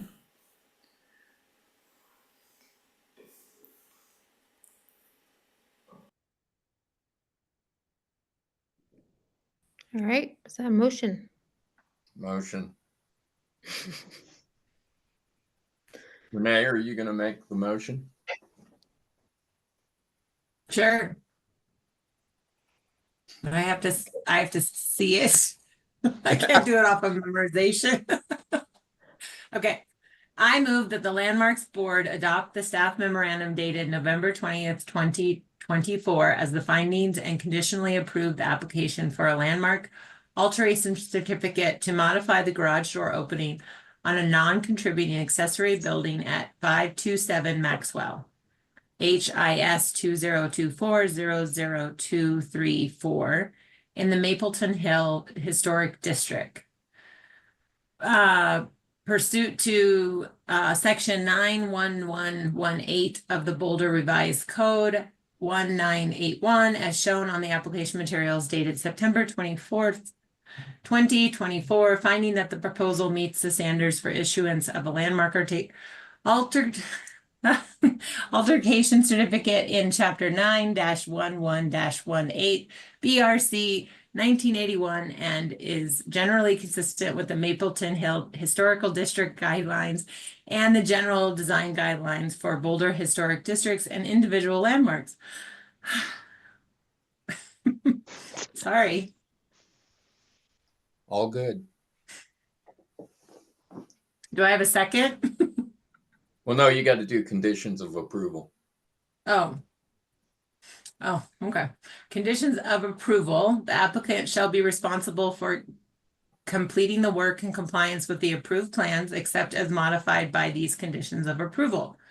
Prior to submitting a building permit application and final issuance of the landmark altercation certificate, the applicant shall submit the following, which shall be subject to final review and approval by staff to ensure that the final design of the addition is consistent with the general design guidelines, the Mapleton Hill District design guidelines, and the intent of this approval. Details include materials shown to be solid wood, design of door including windows and sticking, trim details, and paint color. Okay. Thank you. We have a motion. Do we have a second? Second. Okay, we have a second. We will proceed to vote. Chelsea, Aye. Ronnie, or Renee, Aye. Ronnie, No. and I vote aye. So the motion passes 3-1. And Claire, you can explain next steps. Yeah. City Council has up to 16 days to decide to call up the decision. If they do not decide to review it, the conditions of the LAC will be reviewed by staff. And once the conditions are satisfied, the LAC will be issued. In the rare case that City Council wants to review the decision, staff will schedule that hearing within 45 days. And I will be in touch to let you know how to get us the final details to satisfy those conditions of approval. So thank you very much for your time this evening. Okay. Thank you. Thank you, everyone. And we will move to item 5C. And this one is going to be presented by Marcy. This is a public hearing and consideration of an application to demolish a building constructed 1957 to 1965 at 2425 Colorado Avenue, HIS 2024 or 2024-00206. A non-landmark property older than 50 years old, pursuant to section 9-11-23 of the Boulder Revised Code 1981 and under the procedures prescribed by chapter 1-3 quasi-judicial hearings, BRC 1981. And we have the PowerPoint up. Marcy will make the presentation. All right, thank you and good evening, Landmarks Board members. I'm Marcy Gerwing, Principal Planner in Planning and Development Services, and I affirm to tell the truth in this presentation. We will begin by going through the quasi-judicial hearing process. Board members will note any ex parte contacts. That would be now, and I'll pause if you've made a site visit or had conversations with community members or the applicants about this property. Hearing none, We will continue. I'll start with a staff presentation followed by board questions. And then the applicant has an opportunity to present and followed by board questions. And then the public hearing is open for public comment, and the board may also ask questions there. After the final person has spoken, the applicant has a chance to respond to anything that was said, and then the public hearing is closed and the board discusses. A motion requires an affirmative vote of at least 3 members to pass, and motions must state findings, conclusions, and a recommendation. And finally, a record of the hearing is available after this meeting. The purpose for this demolition review is to prevent the loss of buildings that may have historic or architectural significance and provide the time necessary to initiate designation as an individual landmark or consider alternatives for the building. The criteria for your review is found in 91123F of the Boulder Revised Code, and that is whether the building is eligible for landmark designation, the relationship of the building to the character of the neighborhood as an established and definable area, the reasonable condition of the building, and the reasonable projected cost of restoration or repair. In considering the condition or cost, the board may not consider deterioration caused by unreasonable neglect. The options in front of you this evening are to either approve the demolition request. That approval would be good for 6 months and would expire at the end of May. Or you may place a stay of demolition on the application in order to provide time to consider alternatives to demolition. That stay would expire March 19th, 2025. And the option in front of you tonight is not to landmark the building or initiate landmark designation. This is an opportunity to review the demolition application and either approve the demolition or place a stay to provide time to look at alternatives. This application process began in early September when the department received an application to demolish the building.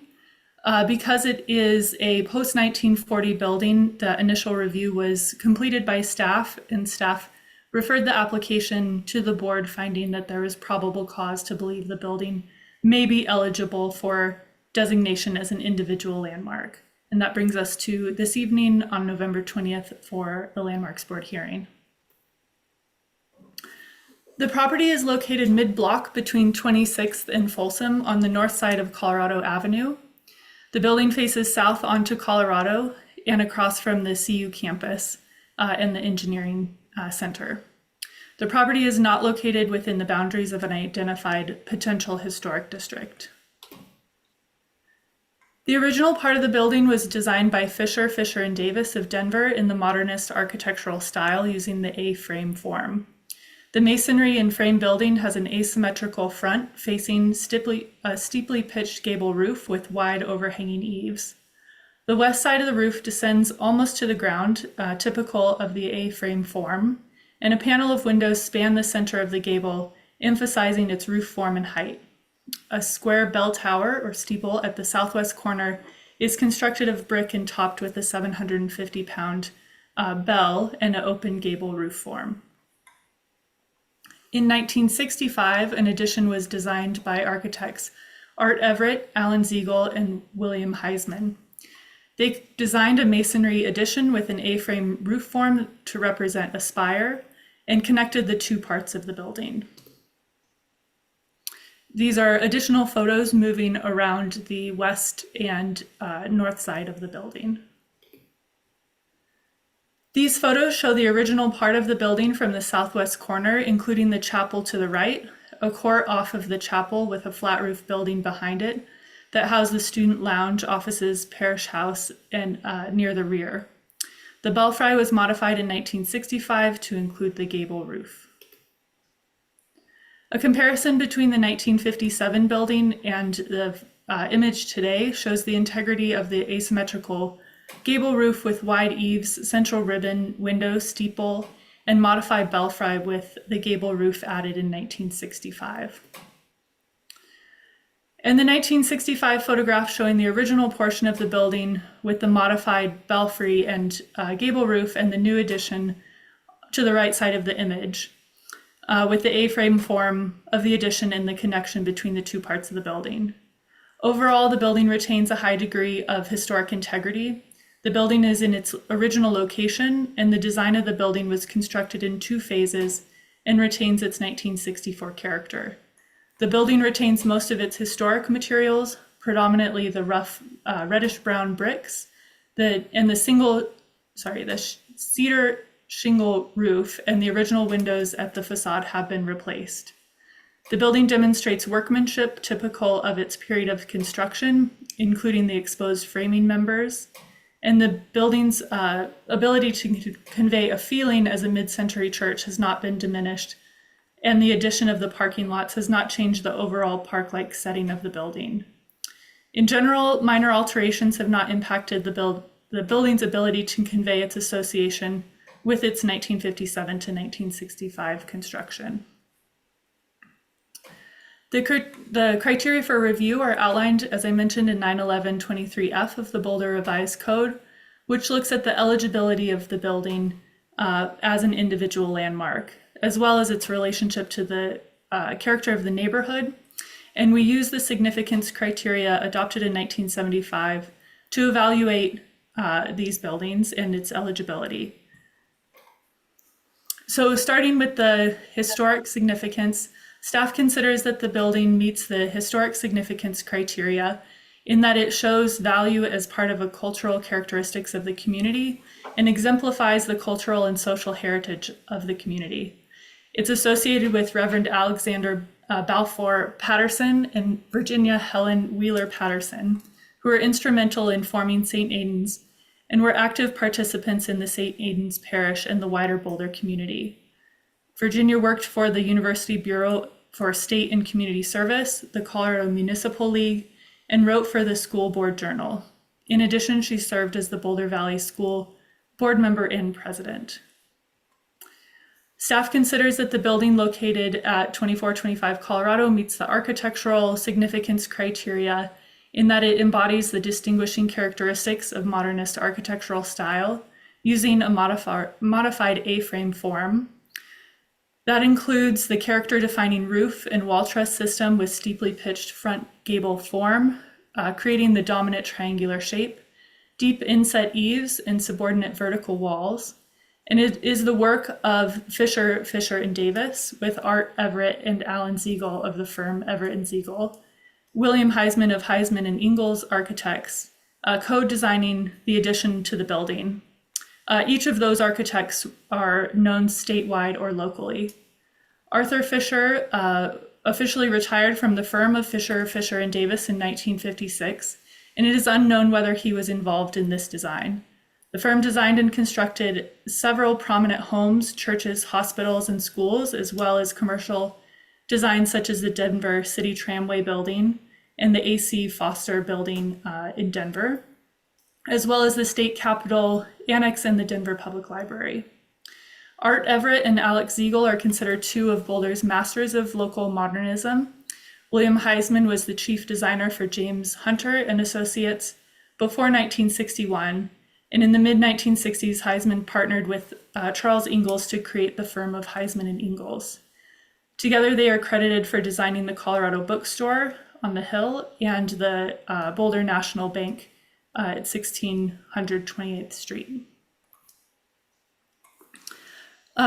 Turning to the environmental significance, staff considers that the building meets the environmental significance in that the building enhances the variety, interest, and sense of identity of the community and this area through the unique man-made environment. Due to its prominent location near the corner of Folsom and Colorado and adjacent to the CU campus, it represents an established and familiar visual feature of the community.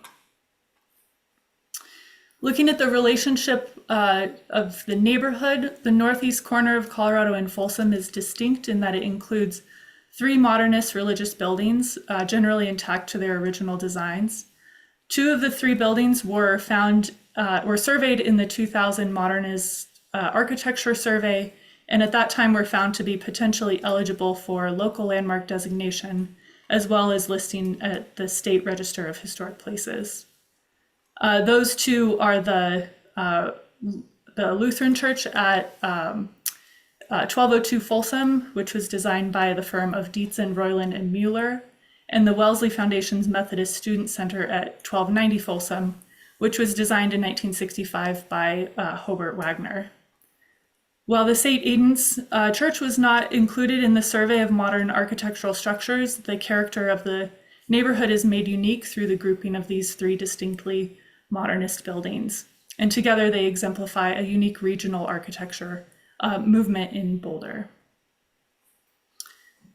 Moving to the next criteria about the condition of the building and the projected cost of repair, the applicant has not submitted information specific to the condition of the building or the projected cost of repair, but have provided the following information about the annual operating costs, which are becoming prohibitive, and that they regularly deal with plumbing and heating failures, leaking roofs, while parishioners and guests suffer from the lack of air conditioning during the summer months.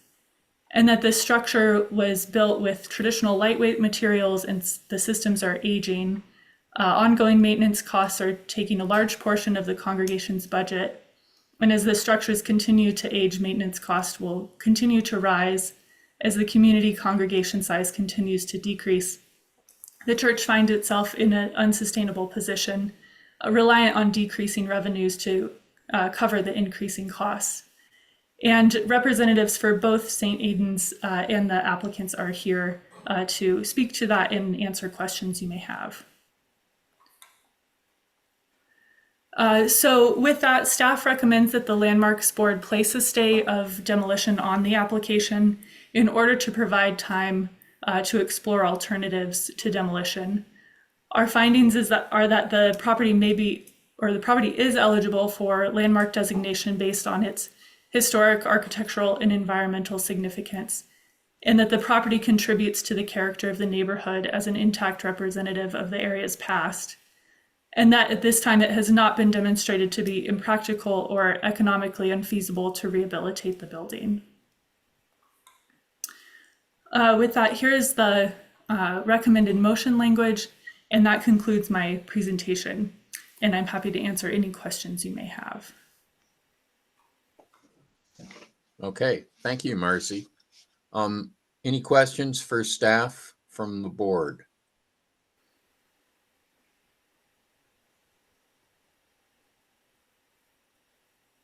Okay. I think Kurt might have a question. Yeah, he does have his hand up. Kurt. Thank you. I had one question for Marcy and one actually for Christopher. The question for Marcy is, why was the building not included in that 2000 historic context and survey of modern architecture, which I think you were involved in? Well, that was a little before my time in 2000. That surprised me, but I thought I saw your name on something. Thank you. So if I am channeling Leonard Siegel, who was involved in writing that survey, when similar questions have come up in the past, he has provided the context that there was a limited budget and scope for the survey, and so they really had to pick the top 66 modernist buildings, and so it was it didn't include every potential mid-century modern building in Boulder, but it is, I think, seeing that the two neighboring buildings were included, I can only imagine that it must have been considered to be included. Great, thank you. And then Christopher, I have sort of a legal question. I know that there is federal legislation, RFRA, the Religious Freedom Restoration Act, and RLUPA, the Religious Land Use and something Act. And I know that at least one of those was relevant when there was some sort of a land use procedure related to a church out near Niwot. And my question is, from a legal standpoint, do any of those have any bearing on this process? Are there any different procedures given that this is a church owned by a church? Thanks for the question, Kurt. I have looked into that a little bit, and I haven't identified any legal issues at this time for this public hearing. But that isn't to say that something could not come up in the future. And so I'm paying pretty close attention here. But the board doesn't need to consider anything other than what's contained in the code for this one. Okay, thank you. You're welcome. Good question, Kurt. Thank you, Chris. Okay. You're welcome. We can move, I believe, past this phase to the applicant's presentation. And who is here this evening from the applicant group that's going to present? I'm seeing JVD team, so they will be promoted here shortly. Okay. And then let's ask them if anyone else. Looks like Val Patterson has their hand up. Yeah, we should know how many people are speaking and who they are. Are we live? Yep. There are 3 people who will speak on behalf of the representatives of the applicant this evening. I am JV D'Souza, and I will speak first, followed by Val Patterson, a member of the congregation, followed by Mother Mary Kate, the rector here at St. Aidan's. And Okay. Go ahead.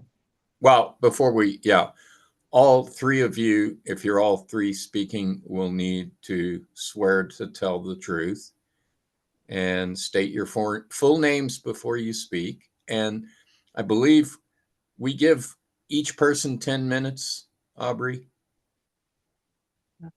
Each applicant team has 10 minutes. Oh, the whole team does. Okay, so you can break that time up however you like. Yeah. Okay, we're ready to begin. My name is JV D'Souza, and I do swear to tell the truth, the whole truth, and nothing but the truth here this evening before the Landmarks Board. And we've applied for a demolition permit because we really want to understand the constraints on St. Aidan's property. The application does not intend that the church be torn down anytime soon. The people of St. Aidan's really love their building and they want to occupy it as long as they can. But the building no longer aligns with their needs, and in the future it will actually become a burden that threatens their ability to carry forward their mission. So we're here to talk to you tonight about the full cultural significance of St. Aidan's. And we noted that staff states that St. Aidan's structure has significance because of its architectural style, the design by architects of prominence, and the association with key members of the community, notably Reverend Patterson and his wife, Virginia. And we're not here to argue the architectural merit of the structure. It is a good building, undeniably. And as I said, it is much loved. But it isn't one of the most significant mid-century churches in the city. And as was discussed already, staff's report quotes a survey of modern architecture that, through its exclusion, infers that St. Aidan's isn't even the most significant church on its block. And the architects who created St. Aidan's were important in shaping Boulder. There's no disputing that. And they were all in some way connected to St. Aidan's, whether as congregation members or friends of Father Pat. And when they designed the building, we think they created a structure not to honor their own names, but to house their community and faith. And we believe that each of them, were they here with us today, would want St. Aidan's, the spiritual church, to prosper and continue its mission, rather than see St. Aidan's, the physical church, preserved against the wishes of its congregation. Similarly, we know that Father Pat and Virginia would want St. Aidan's to thrive in the future.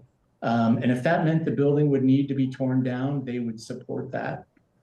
And so we lay before you a really difficult task this evening, how to measure the cultural significance of a church, whether its significance lies in its physical form, or whether its significance lies in its spiritual form and the good works of its congregation. And we want to be clear, in this instance, preserving the physical infrastructure of the church, the architecture of its buildings, will imperil the social infrastructure of the church, its heart and the heart and soul of its people who celebrate their faith here and do important work supporting the broader community good.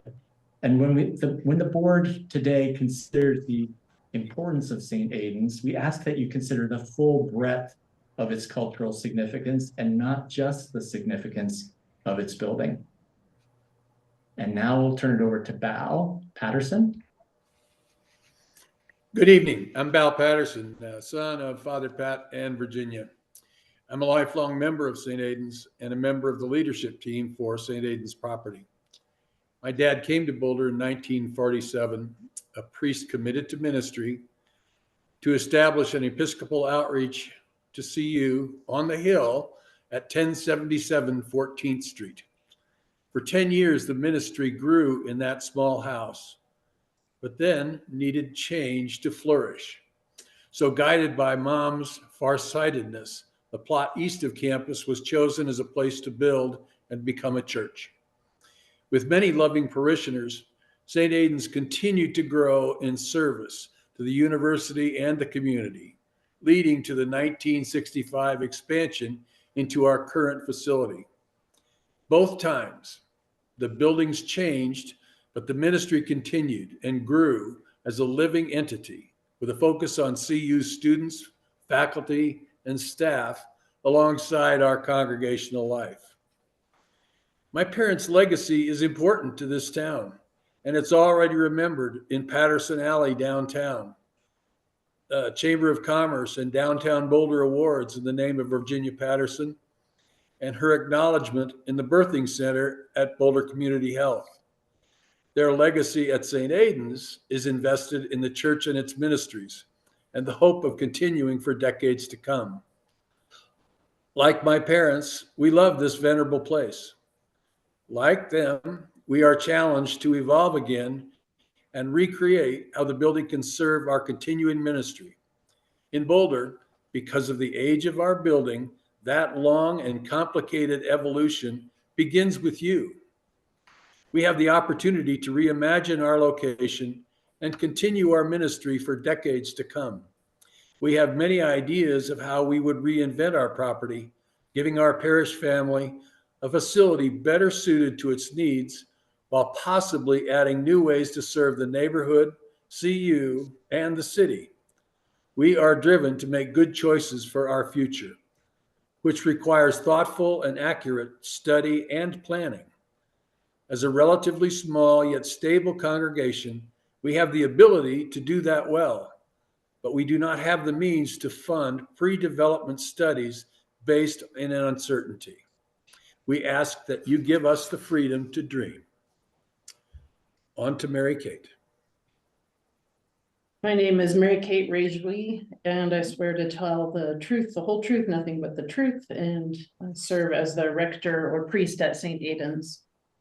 I speak to you from the unceded territory and ancestral homelands of the Cheyenne, Arapaho, Ute, and other Native American nations. I want to thank city staff for your excellent report and your careful work about our building. I speak to you as a parish priest and a campus chaplain, not as a student of preservation and architecture. St. Aidan's is a faith community that is committed to the mission of following Jesus's way of love. We are an Episcopal church seeking justice and dignity for all people. Among Christian churches, we are LGBTQIA+ inclusive, and we have been led by a woman pastor for 20 years. That's me. Our mission is to be the congregation God calls us to be in this place, and to ensure that we can preserve that legacy for years and centuries to come. Buildings come and go, even ones that hold beauty and history, such as ours. We do not make this request because we don't love our building. We do very much. We pray, we remember the dead, we marry the joyful, we encourage each other in the hard work of being faithful in this world and a community where some find our core beliefs irrelevant or perhaps just foolish. The church is people before it is a building, and yet buildings matter. They are to be used for common good. Just this month, we have already hosted 3 student dinners, a mobile food pantry for hundreds, music recitals for a studio of young students and musicians from CU, several small groups for us or for CU adjacent groups, a large community event on human trafficking, and more.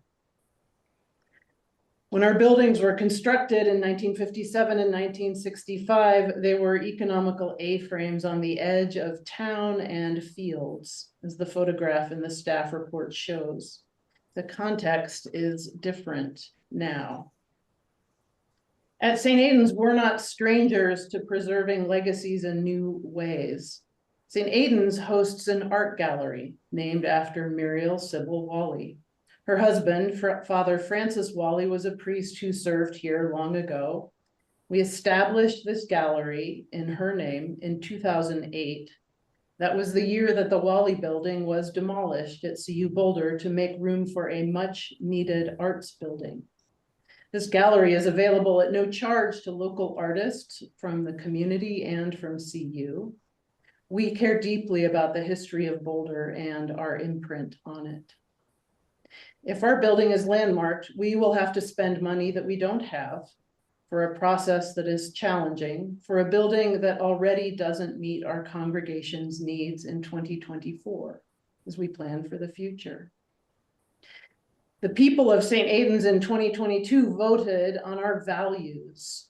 Those values are partnerships, outreach, practical realities, intergenerational relationships, care of creation, and our Episcopal traditions. We do not want to demolish this building because we want fancier, bigger, newer.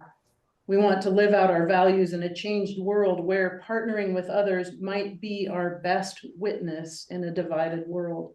And having flexible space will allow us to better serve and support community organizations and to welcome future generations.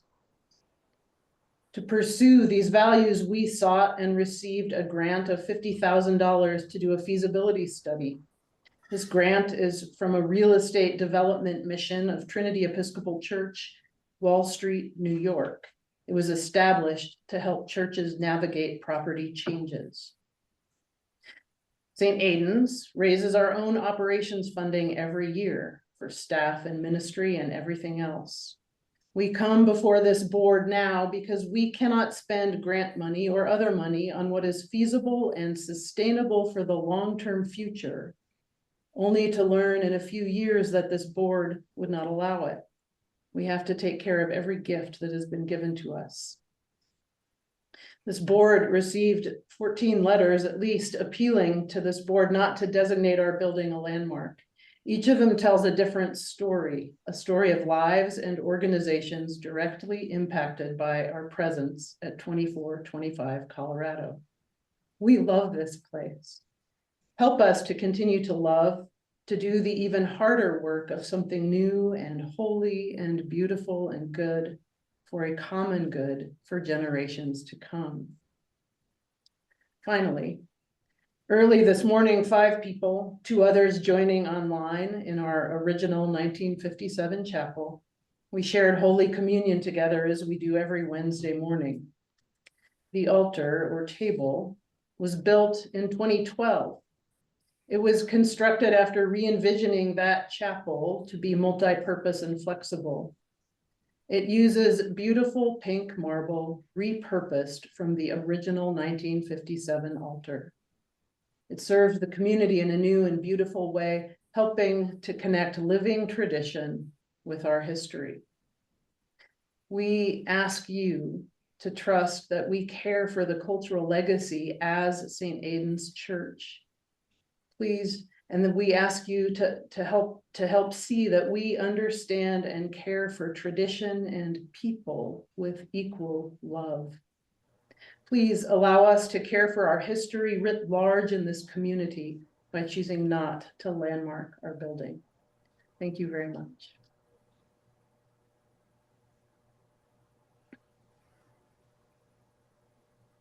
Anyone else from your group wish to speak? No. I just want to make sure that you know I told the truth. I did not start my comments by saying that. So thank you for your patience with me.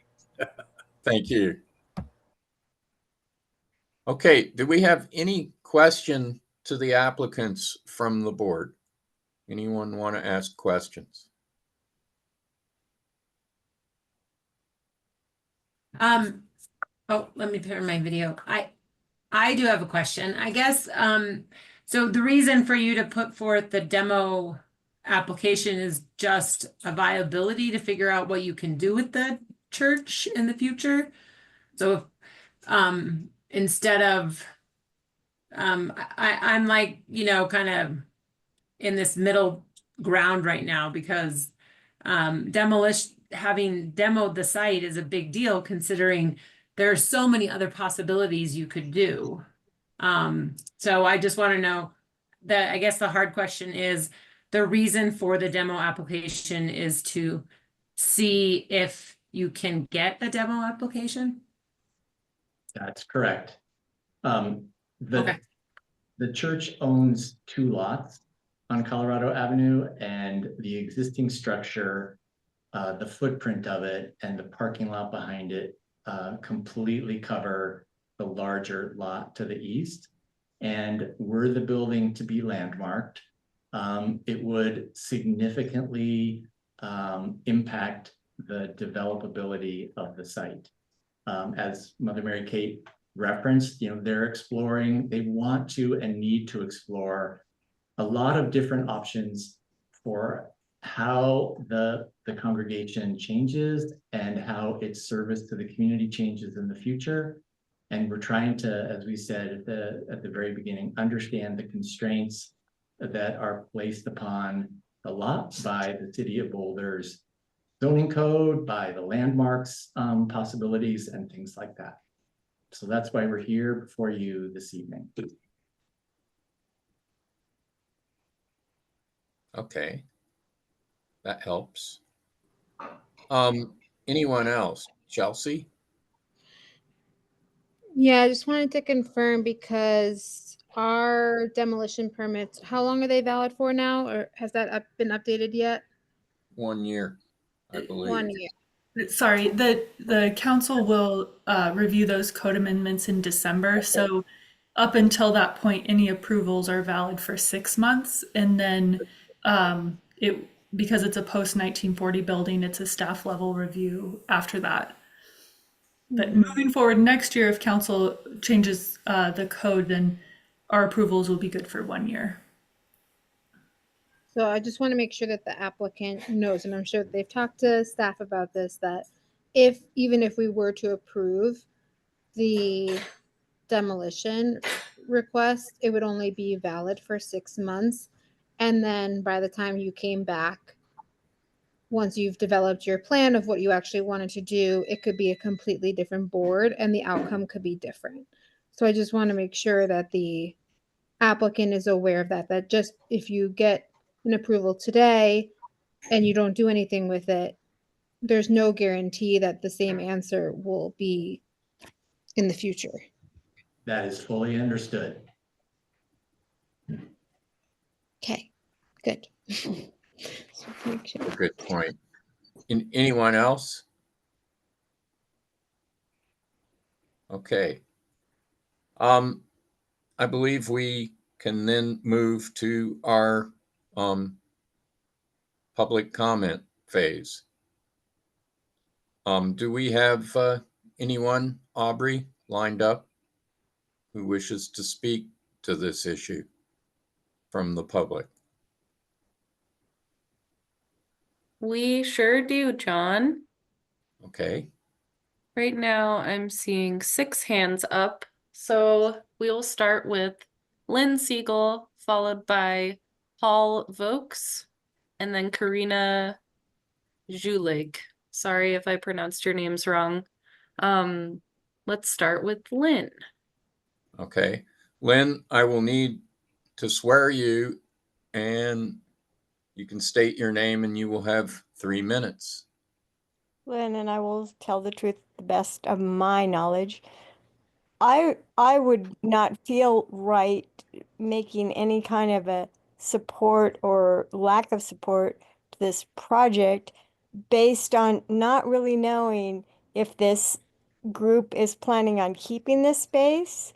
And I mean, in spite of the fact that it's a church, these are really economic decisions. You know, I know because I'm stuck in my house for the rest of my life. I'm not even going to see my grandkids or my kids because I'm stuck here because I can't.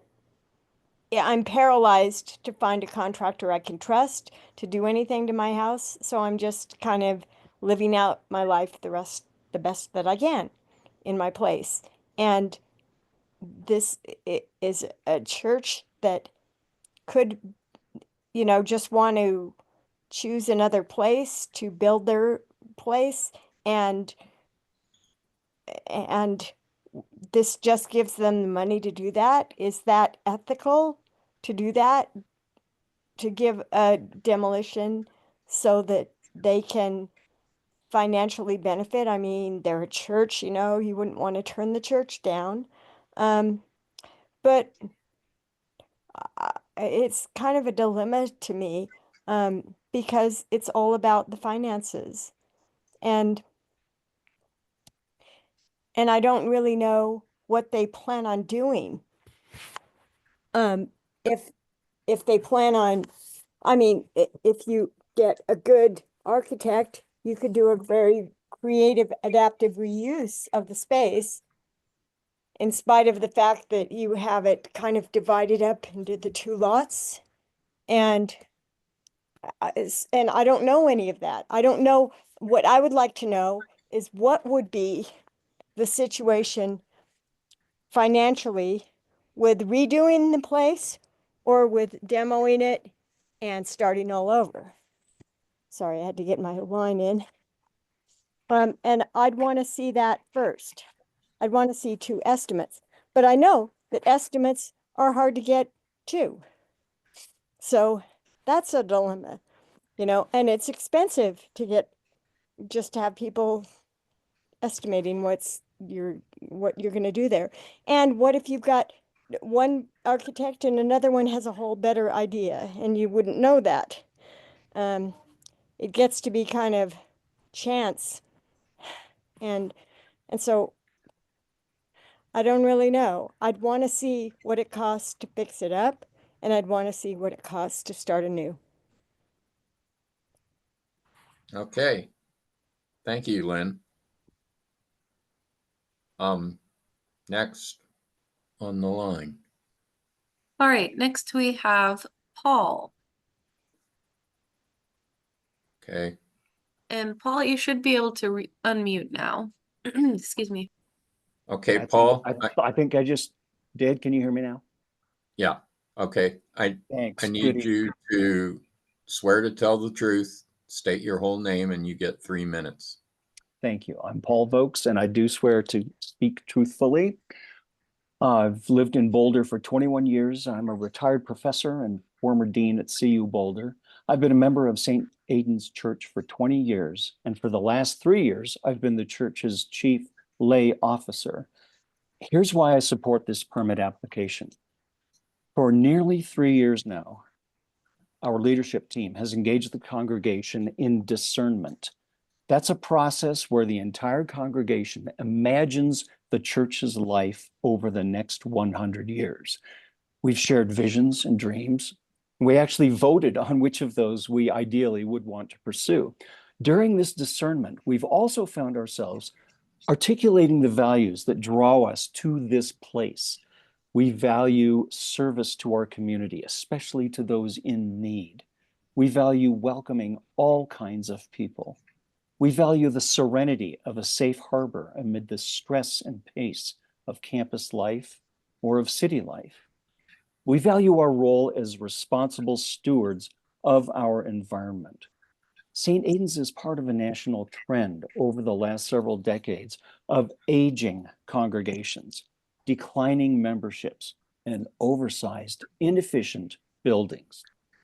In our discernment, we've become determined not only to resist that national trend, but to effect a more positive impact on our community than we've ever had, as we seek necessary new revenue streams.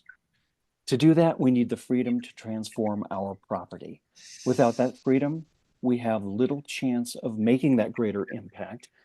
In fact, little chance of even long-term survival. Our mission at St. Aidan's is to shine Christ's light on CU, Boulder, and the world. To us, that's a mission of outreach and service. In our discernment, we've come to appreciate that this place across the street from CU and in the center of the city is ideal for our mission. We've come together in a commitment to stay right here. Our mission statement doesn't mention a building because we know that a church is its people, not a particular structure. The church building should exist to enhance, not hinder, our ability to serve. And finally, in our discernment, we have become excited about the opportunities that lie ahead. Please help us take this vital first step toward planning of a brighter future, not just for St. Aidan's, but for the people we know we can serve. Please approve this application. Thank you. Thank you. We need to move to the next in line. All right, and next we have Karina. Hello, everyone. Okay. Can you hear me now? Yeah. Hi, Karina. I need to get you to swear to tell the truth and state your whole name, and you get 3 minutes. Thank you. I swear to tell the whole truth. Good evening, everybody. My name is Karina Julig. I'm a class of 2020 graduate of CU Boulder and a member of St. Aidan's, where I currently serve on the vestry.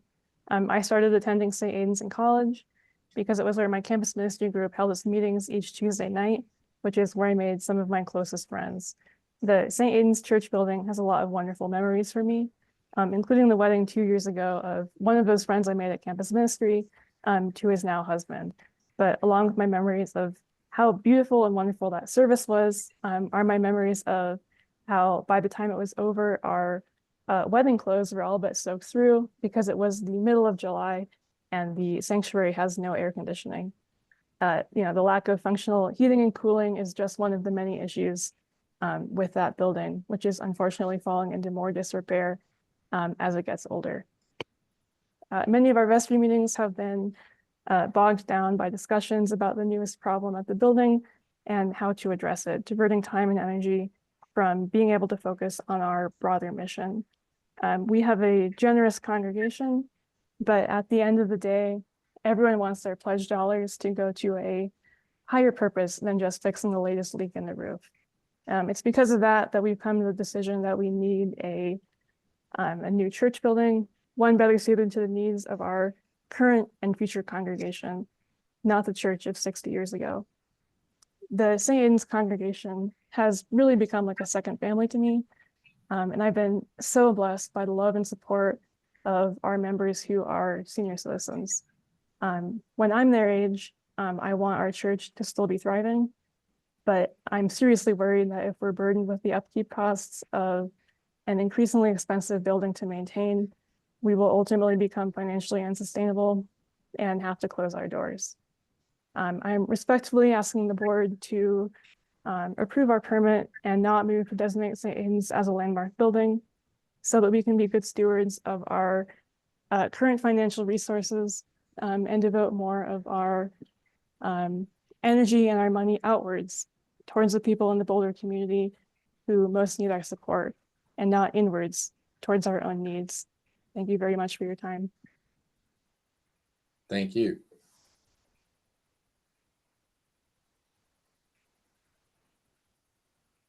All right. All right, next up we have Kevin Criley, and Kevin, you'll be followed by Richard Wolnowicz and Ben Nelson. Okay. You can cue Kevin up.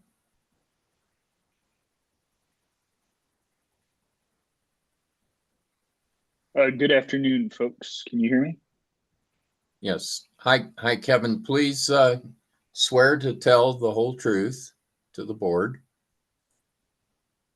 I am Kevin Criley, and I swear to tell the whole truth to the board. Thank you. You have 3 minutes. Thank you all for your time this evening. Like Karina, I came to St. Aidan's in the fall of 2016 as a freshman at the University of Colorado, and stayed long past as an active member of St. Aidan's past my graduation date in 2020. St. Aidan's is a vibrant and special place for me. It's been a place of great personal transformation and growth, of friendships with friends young, friends old. Like Karina said, I've witnessed the marriage, several friends in St. Aidan's, and the funeral masses of many other friends in St. Aidan's. I value our building and our space and what it has allowed us to do as a congregation. But like others have told you, our congregation now needs the freedom to fully explore what our next chapter in life together will look like. One of my not so happy memories from my college days at CU was shoveling snow off the roof in order to stop the relentless flow of water into our parish hall space. And while efforts have been made to repair that roof, we still experience problems like leaks, lack of air conditioning, and other repairs that hinder our life as a congregation. We, as a congregation, as St. Aidan's, need a building and not a museum that will allow us to fully live into the call that Jesus Christ has placed on us as a community. We believe that the best way forward for this is this board allowing us the freedom and opportunity to fully explore our options without having to worry that this building may be designated as a landmark site. It is with all of this in mind that I respectfully ask this board to not issue a stay of demolition and allow us to continue our work. Thank you very much. Okay, thank you. Move to the next one. All right, moving right along.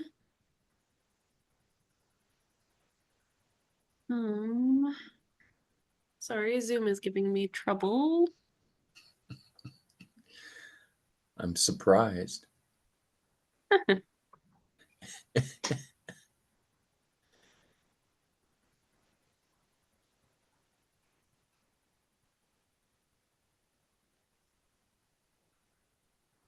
Okay, Richard, do you have permission to speak? Okay, can you hear Okay. me? Yes. Hi, Richard. I need you to swear to tell the truth and state your whole name. And you have 3 minutes. Thank you. My name is Richard Volnyevich, and I swear to tell the whole truth to the board.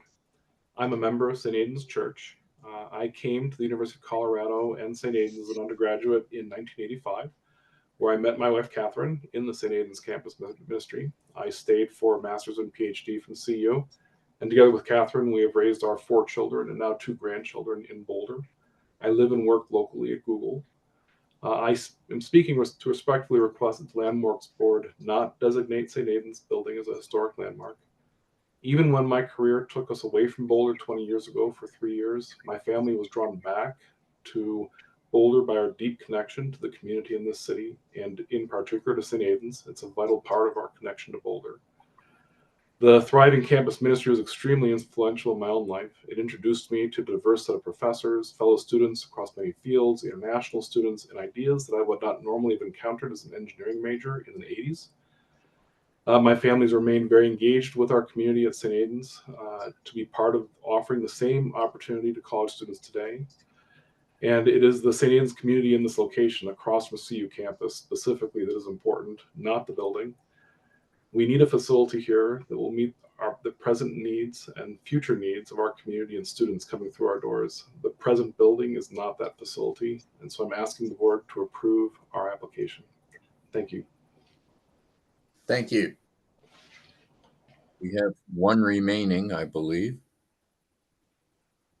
Sorry about that, John. We do have two remaining. We have Ben Nelson followed by Pam Green.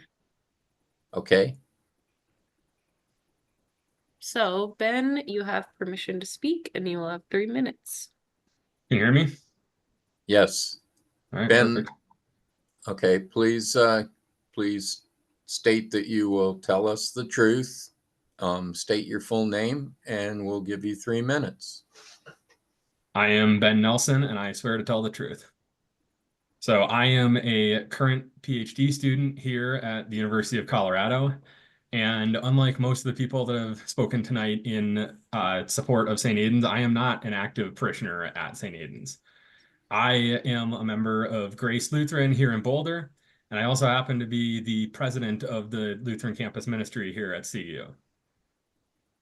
And over the past 15 years or so, we have been engaged in a partnership with St. Aidan's Episcopal Church, specifically because of the location and the facilities that St. Aidan's has to interact, engage with, and support the broader CU community. This campus ministry used to be housed in Grace, and like the challenges that St. Aidan's is facing now, that wasn't the appropriate space for it. St. Aidan's has offered a much better space for us, but going far beyond that space, it has allowed us to engage in relationships across ecumenical or across different sects of Christianity in ways that were unimaginable maybe 50 years ago or maybe even 30 years ago here in Boulder. And in doing so, we support a vibrant group of students here at the campus ministries. And we've had 2 other students who have spoken to their experiences since that partnership has occurred, and just heard from somebody who was brought here well before that partnership was established. With this partnership that we have between St. Aidan's and the Lutheran Campus Ministry, we're able to reach so many more students in such a more meaningful way. And as it stands right now, we're serving student dinners for approximately 40 students a week, coming from all sorts of background across CU. However, the building at St. Aidan's is no longer the best location or the best place for that to occur. It is the best location in a physical sense, but the building can't sustain that forever. And the hope with this process is to begin to discern how we can best suit all of those students, all of those community members, all of those parishioners at St. Aidan's in ways that works better for everyone, instead of being in a building that is hurting and diminishing those relationships for everyone, where so much more effort has to be put into fixing all the things that spring up, removing the snow from the roof before it's water in the building, all of these things that make negative experiences for everyone. And so I am asking the board here today to support St. Aidan's through this process of figuring out what is the best way to serve all of these vibrant communities that are so supported and encouraged and given new life in Christ through St. Aidan's and its ecumenical partnerships at this very location here on Colorado Avenue, through the look at how we could achieve a better building to meet those needs. Thank you for your time. Thank you. Now we have one left.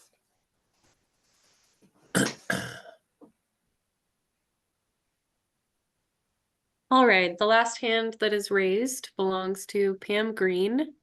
After Pam, if anyone else would like to speak, please raise your hand and you can go next. And you will have 3 minutes. Great. Hi, I'm Pam Green, and I swear I will tell the truth. So as you've heard tonight, our congregation and our ministry matter. We improve lives. I have been deeply involved in my congregation's 3 years of discernment and soul searching as we sought a realistic, values-driven solution that would let us keep this building that we built and avoid disruption from transitioning to a right-sized one. We needed to get a sense of what was possible. We've determined that keeping this building will almost certainly not be possible.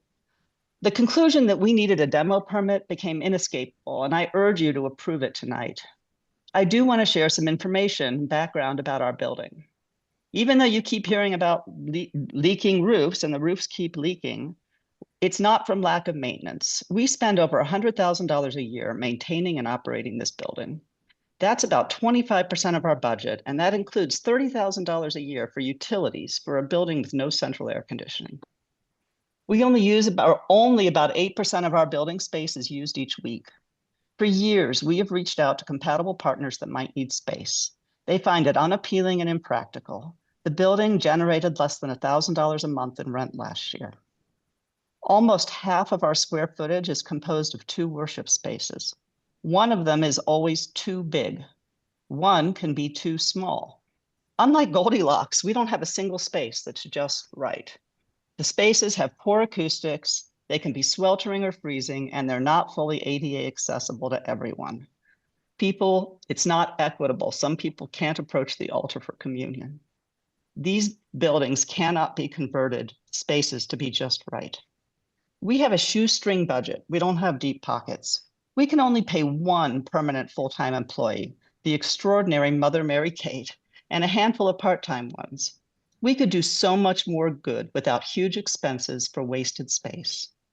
I'll point out again, the staff report states in its discussion that Paglia, Siegel, and Ray's exhaustive survey of Boulder's modern architecture didn't identify our building as potentially eligible for landmarking. The building is neither architecturally unique, artistically unique, or worth preserving. The 1965 structures were cheaply built in 9 months, and it shows, and it's far from compliant with modern code. We don't have the funds to figure out the cost to renovate it. Please don't require that as part of this process. It would just flush more money down a drain that's always backed up anyway. We have a plumber on speed dial. Our main tangible asset is our location. It's critical to our student ministry. A reasonable balance of community interests would never value this unremarkable structure over our private property rights and our benefit to this community. Please approve our application to demolish our building. Thank you. Thank you. Are there any other members of the public that would like to speak to this issue? It looks like we have one more hand raised. Belongs to Caitlin.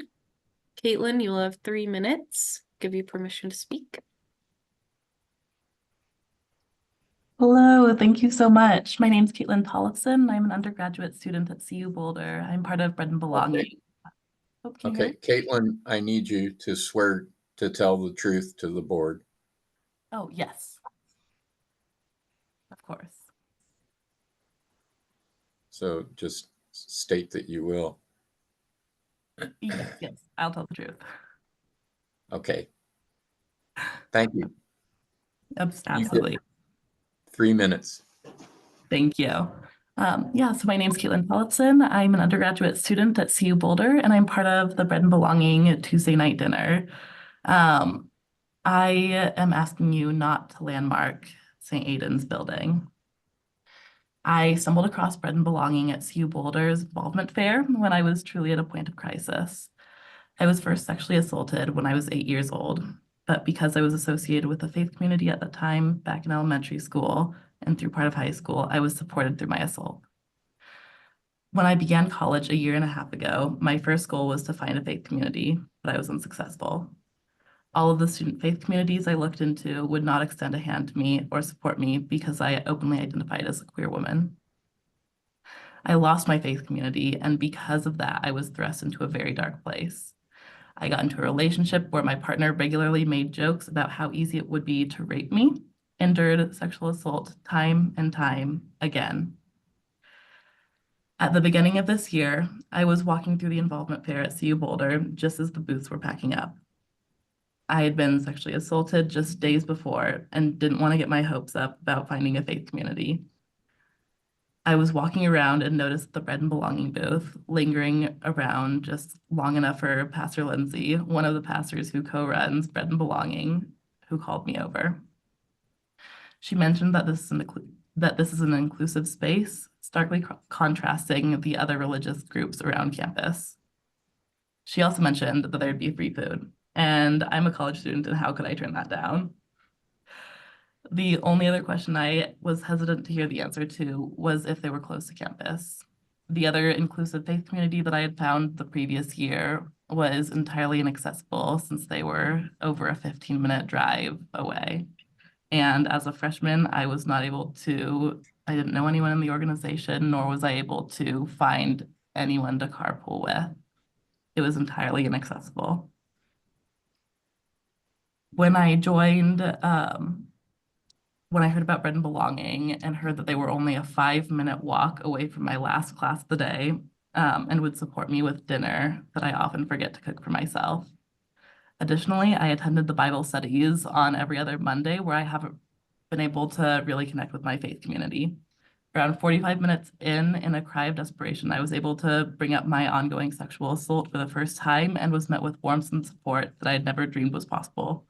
Please do not make St. Aidan's building a historical landmark. This church is a safe space that serves a diverse population of students, but St. Aidan's needs to be able to figure out its future as frugally as possible. The location and people within St. Aidan's, not the building, was pivotal to me finding a faith community that extended a hand to me while I was drowning, trying to handle my history of sexual assault on my own. Please do not make St. Aidan's building a historical landmark.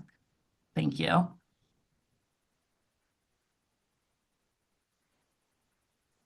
Thank you. Okay. Okay, sorry, John, Jinx. If No, anyone else would like to speak, just raise your virtual hand now, and you'll have 3 minutes. Okay, not seeing any other hands. I think we're okay to move on. Okay. It's not real common that we get this many comments, so we want to allow everyone who wants to speak to speak. With that, we can close the public comment section. And is there anything the applicant wants to respond to in what was just heard? Anyone in the applicant group want to make a response to anything that was said? We do just want to state that, you know, what we heard from all of the public comment is aligned with what we asked you about as part of our applicant presentation, which is to really understand the full cultural significance of St. Aidan's within the community and how the cultural importance of this institution to the people of this community is so much greater than the cultural significance of its structure. It was asked by the very first public comment about the costs, and Pam was able to share some of the costs that are ongoing that the building causes and incurs and places a burden upon St. Aidan's. And we are just really starting to look at what the possible futures are for St. Aidan's. So we don't have costs related to anything that was asked about in terms of what redevelopment of the facility would be. We've not put money into redesigning how the structure might be modified. The church has a very limited budget for this, and so some of that exploration may happen in the future, but we wanted to first come before the board today to ask for a permit for demolition so that we could hear from the board its comments about the merit of the staff report that was placed before you. Anything else? I don't have anything. Okay, that's it. Okay, thank you. That was useful. All right, that closes the whole of the public comment phase, and we will move to board deliberation. And is there anyone on the board who would like to lead off here?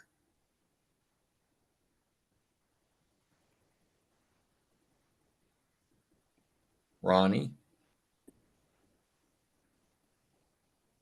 Yeah, I mean, I first of all want to recognize that there's tremendous support for the request and support for the church, and that the testimonies that we did hear tonight, I think, describe the church in the ways in which the applicants have, regarding their commitment to servicing the community and creating a welcoming and inclusive environment, among other things. And so I just wanted to recognize that there is a lot of outpouring of similar sentiment and support for the church. And I'm grateful to know that your organization exists in our community and that you are providing services to people at the university and kind of broader reaching than that. I think that this is a little complicated because there is a lot of truth in what is being said about the value of the church being able to, serve people, and for them to do that in the current facility is challenging. And then I think it's also difficult to contest some of the evidence that's been presented by staff about the historic merit of the building. Marcy, in the past, you've talked a little bit about these types of relationships where, we question what it is that we're actually preserving, and if by displacing the people in the buildings because of preservation, we're creating issues that have to do with the broader missions of our community. So Marcy, I'm hoping that maybe you can jump in and maybe help illuminate some of those types of conflicts, because I think you do it much more eloquently than I can. And then maybe I can jump back in. Sure. Yes, I'm not sure I'll be more eloquent than you, Ronnie, but I do I think this is a case, it's not unique in that preservation has a lot of emotions and a lot of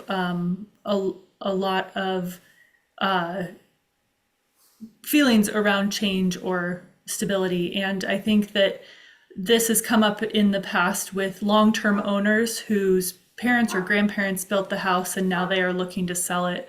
And it's not an easy decision, and it's not, what they wanted to see that demolished. And so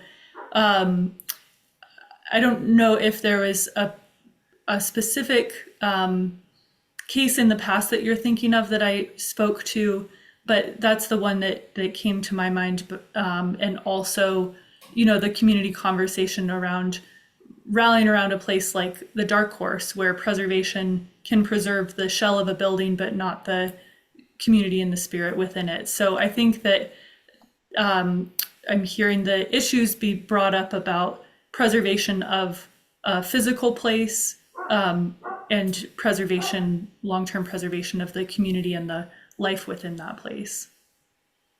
Marcy, can I ask you a question? I'm sure my fellow board members have similar questions, but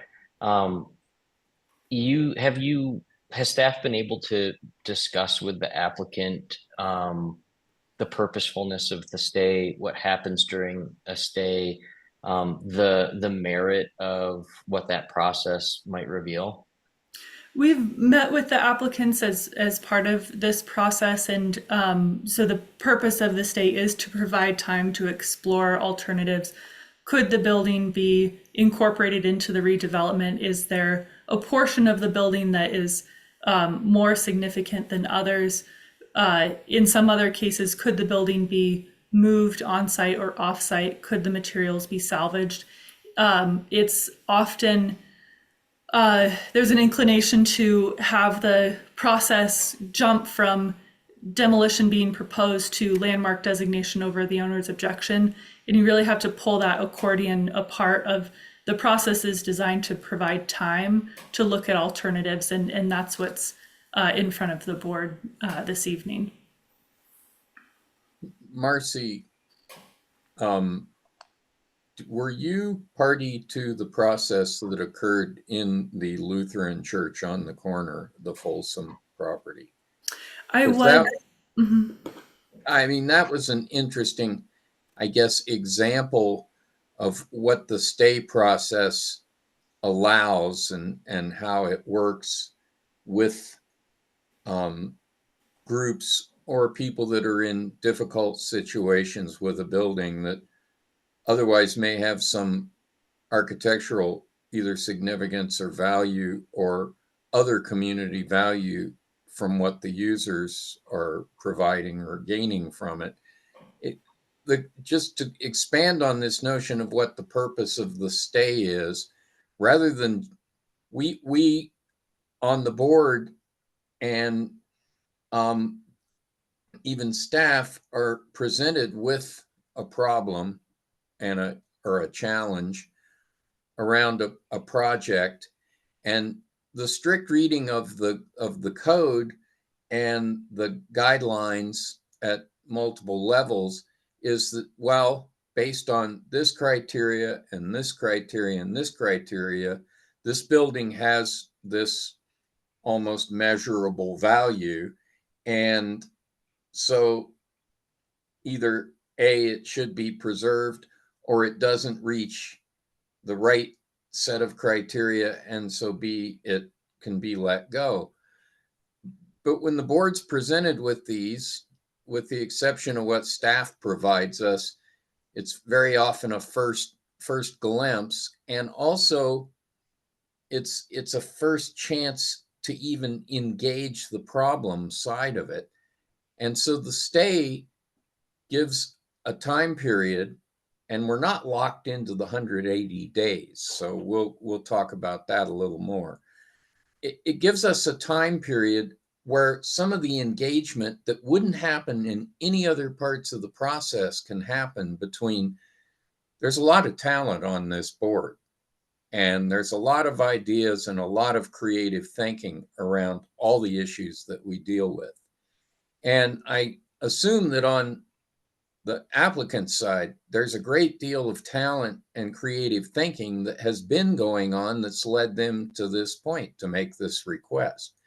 And so it creates a point of interface between these two bodies of thought to try to get in and understand the problem and explore what some of the options might be. And also just to completely understand and experience the building itself and what it is and what its value was and is, and to be able to document and edify it, as it were, in the history of the town, which is what the board should be involved with. So it's not the same thing as initiating landmarking. It is a preliminary step that allows people the time to explore this to the degree that a building that does have arguably this value to that period of architectural history, and in fact to this group of buildings. And it to some degree, the very first speaker on the applicant's side, he said, we'd like you to help us understand this whole process we're going into.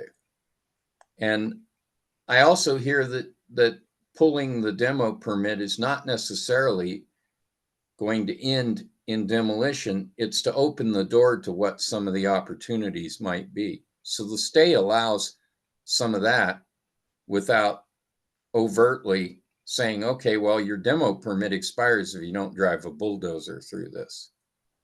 And I think that that's why I'm trying to explain why I think this would be a very positive thing for all the people involved in this, is to implement the stay. Any other members? I mean, all of you need to speak. Chelsea.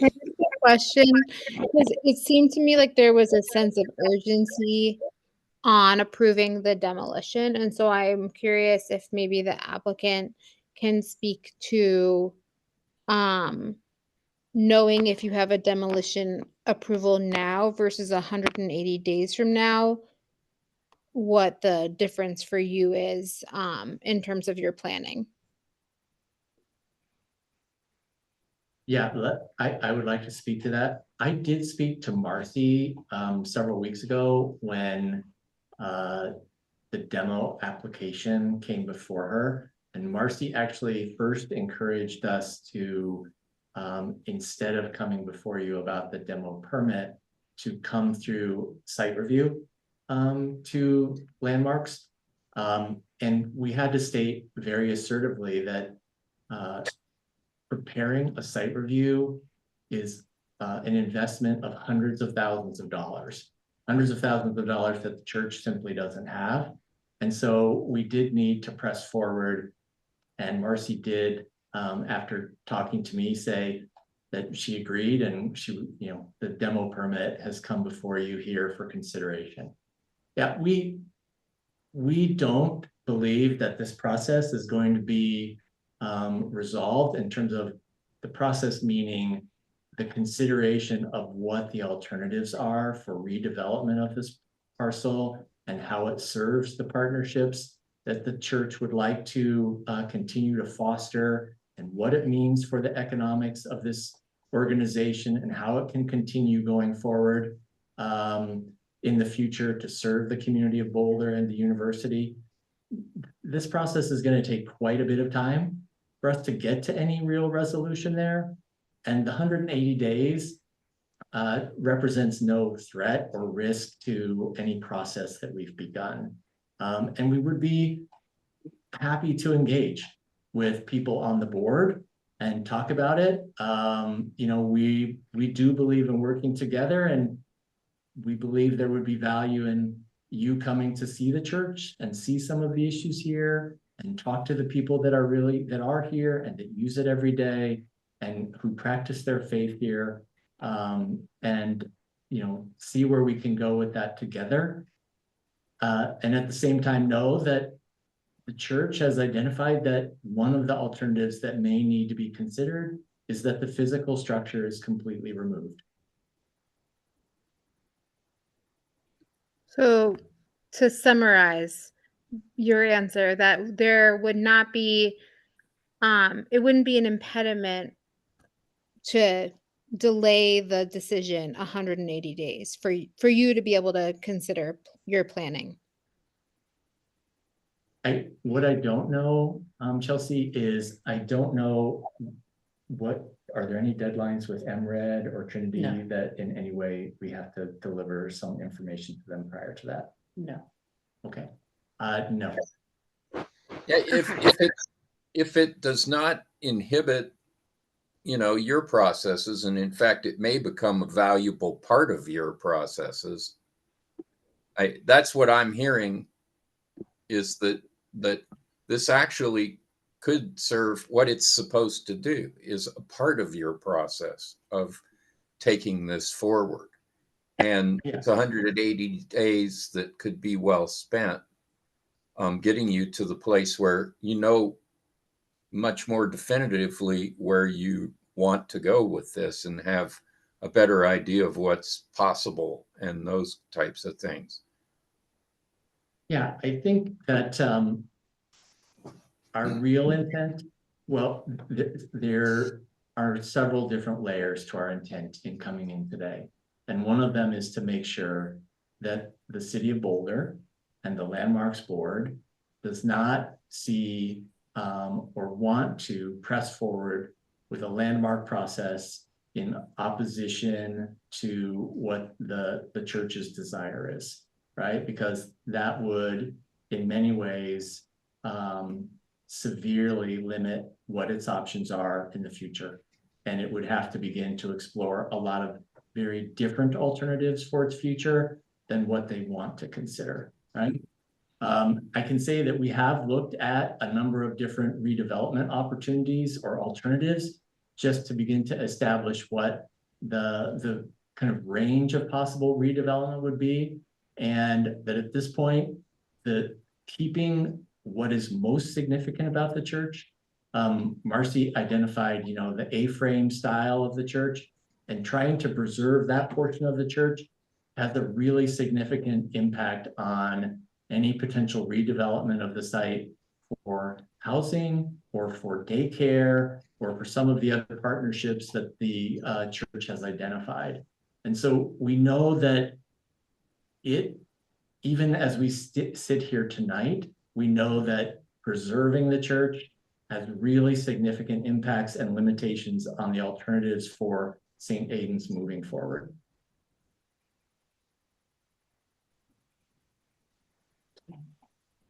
Okay.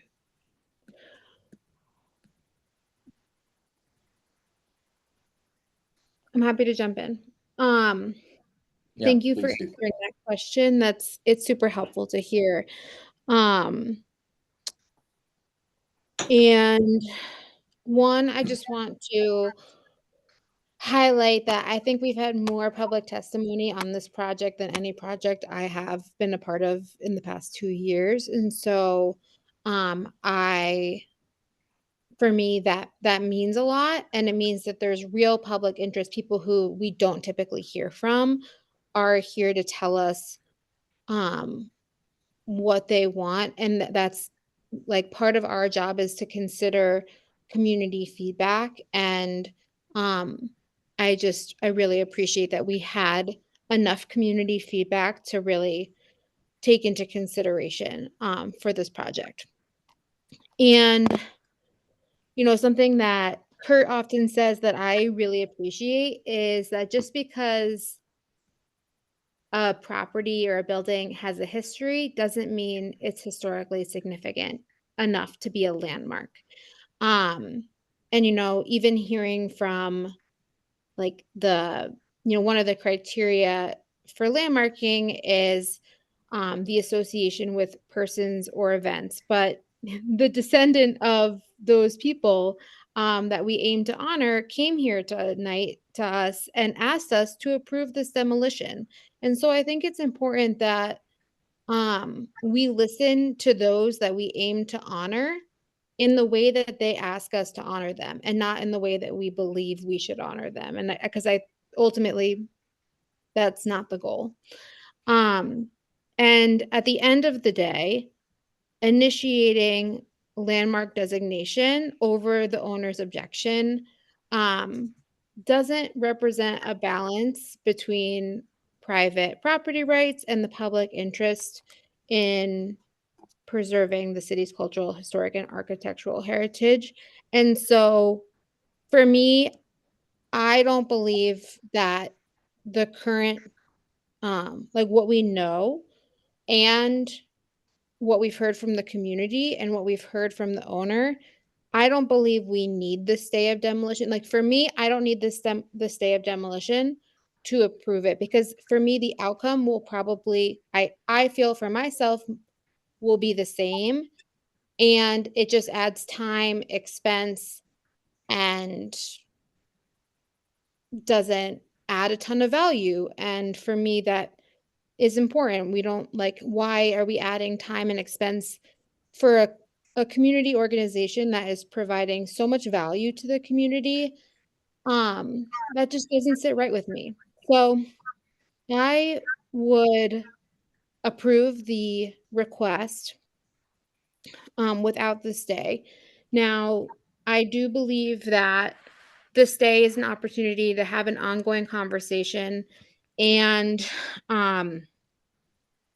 while I don't think the outcome will be different at the end of the stay, it seems to me like it wouldn't be an impediment for the applicant. But for me personally, I will be voting to approve the application for demolition. Okay. Renee, we haven't heard anything Great. about this. I want to touch on like we all have that I think that this community, brings a lot to Boulder, and I appreciate what they're doing. I like the safe haven that they bring to the opportunities of everyone, and they're very inclusive to everyone. That warms my heart, and it really brings in just awesome, so awesome that everybody wanted to talk about this building and the community that it brings. In saying that, I do want to now, if we went with all our feelings all the time, I think that our purpose on the Landmarks Board is that I think that I'm also hearing from the applicant that they kind of honor this 180 days, and that they're willing to allow the community, and not only their community, but the preservation community and the architectural community of Boulder, to document this historical significance of this building.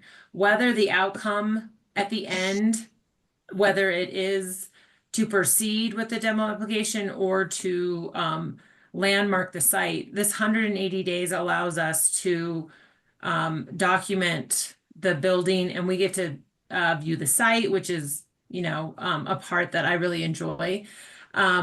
So I would agree with staff to have a stay of the demolition and then allow us to document the site. And if I'm understanding correctly, that allows the city to record it, preserve it, and then we can evaluate it with more information, and not that either one of us are leaning one way or the other, but that the clients also understand that how important it is for this building. And I think that, Claire the staff always brings such wonderful information, and to document several things about this building, I think is appropriate.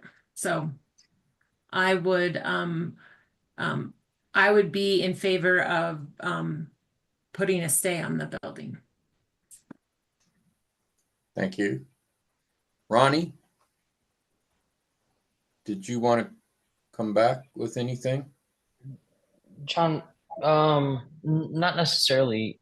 I don't know if you feel like you've had a chance to speak, and if Kurt wanted to jump in. Yeah, I felt like I said everything I needed to say. Kurt, do you have anything to add? Sure. Yeah, it's a very interesting and a very moving situation. In looking at the significance criteria though, in some, I find that this building does not meet the criteria. I think that it is a very interesting building. It is certainly an example of modernist church design, but I don't think that it's exemplary, and I think that that's indicated by the fact that it wasn't included in that survey of modernist buildings. I think that it has a certain amount of historic significance because of the association with Pat Patterson and Virginia Patterson, both of whom were quite prominent in the history of the city. But I think that, the fact that it's associated with them doesn't bring it up to the level of historic significance. And I don't think it particularly has environmental significance. It does have an interesting relationship to the other buildings, the Wesley Chapel and the Lutheran Chapel, or whatever that is on the corner. And so, there is that on the other side. But then I think that the applicant has submitted information indicating that the condition of the building is not particularly good, and that and that the cost of rehabilitation and repair would be significant. I will mention that many, many decades ago, when I was a kid, my parents belonged to an organization that met monthly at St. Aidan's. And so I had much experience with going to the sort of large dining area there. I don't remember exactly what portion of the building it is, but I think in the flat roof portion, and having very good potlucks there. But even at that time, I recall thinking that it felt a little bit run down, which has no particular bearing on what it is today, but that's just a note. So I am not voting, of course, but if I were to be voting, I would not be voting in favor of a stay. I will also just observe, and again, this is not part of the board's criteria, but I think that the biggest impediment that the owners are going to face is the zoning, which is RL1, which is extremely limiting in what can be done in terms of housing. It does allow for daycares, I believe, with use review, but it's just a very limiting zone district. However, there may be things coming down the line in terms of the Boulder Valley Comp Plan changes and potential other changes that might have bearing on that. But as it stands today, I think it would be pretty difficult to significantly increase the amount or to provide a significant amount of housing in this site. But that is just sort of an observation. Okay, but it's a good one. Okay, thank you, Kurt. I think that we are at the place where, is there anyone who would be willing to entertain a motion?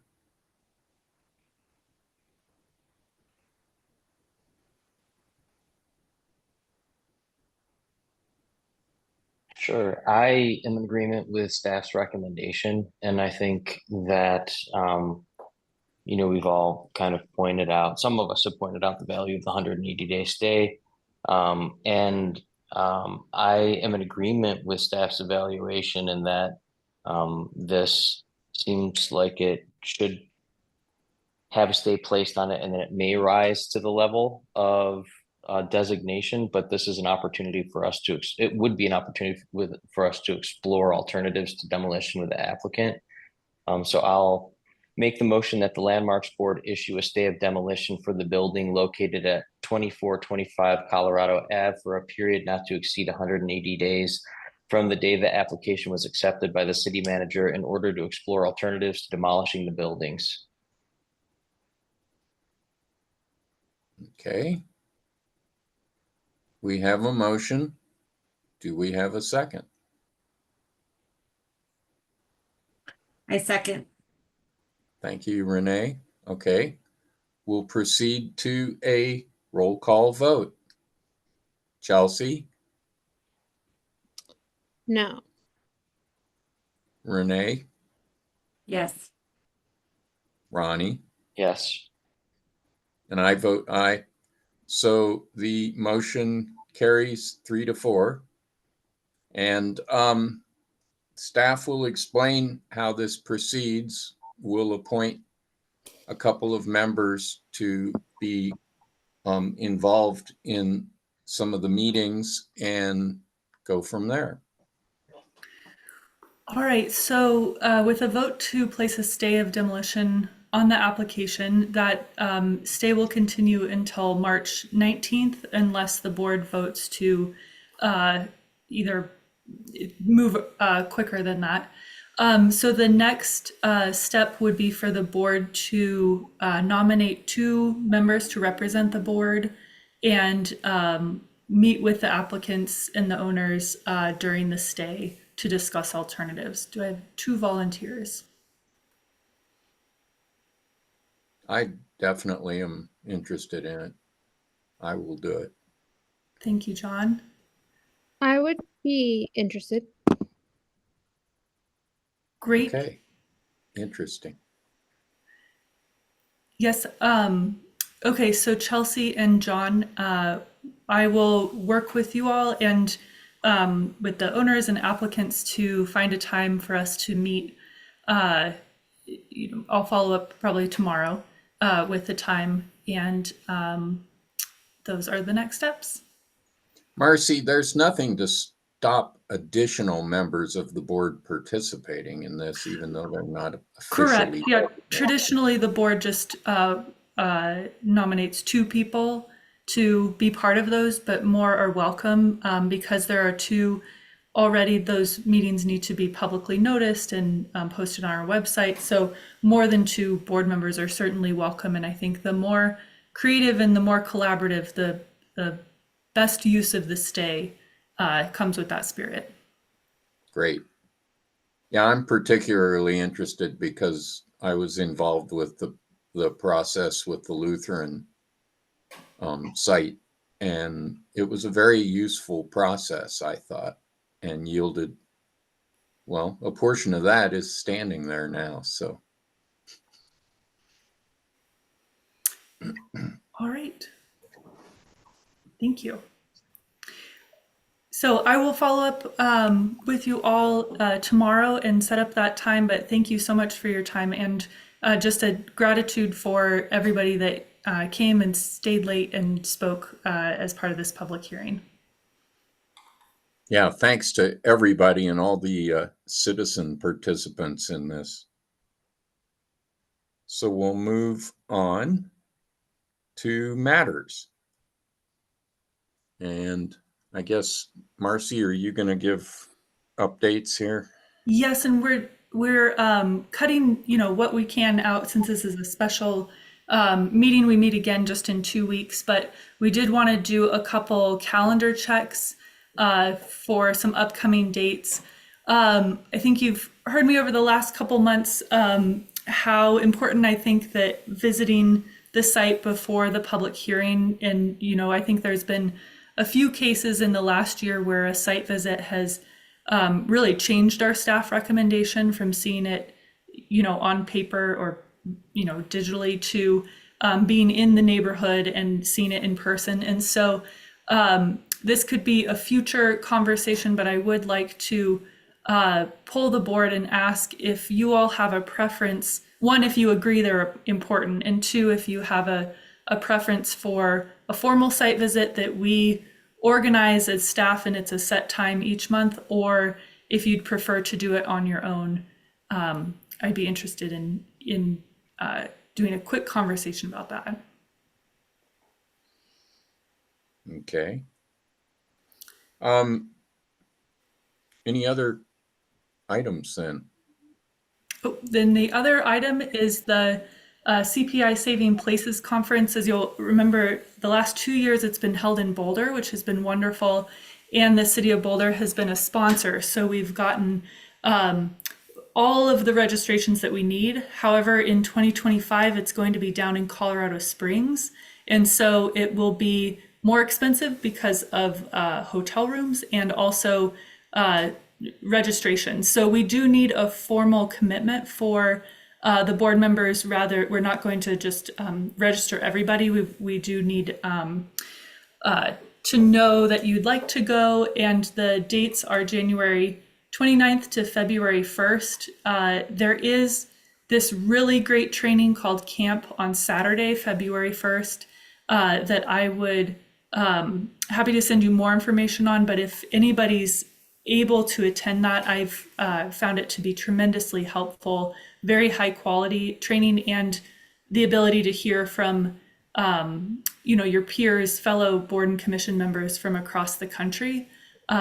It's a pretty unique opportunity. So we will be asking you to commit to attending or not attending by the December 4th meeting. So you have 2 weeks to think about it. And if you'd like to learn more, there's information posted on the Saving Places website. Okay, great. And with that, I think we've covered all the ground we were supposed to tonight, and I will see everybody December 4th. Quick question, Yes, Marcy, did you yes. want us to talk about whether or not we liked the organized versus the non-organized site visits?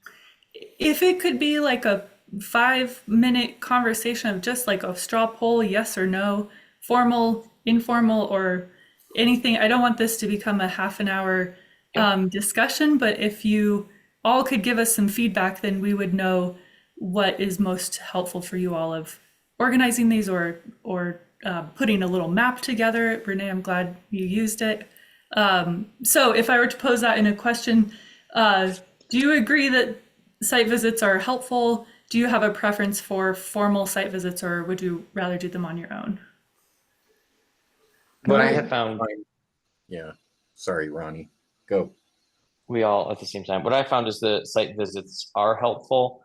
Sometimes it's hard to squeeze them in.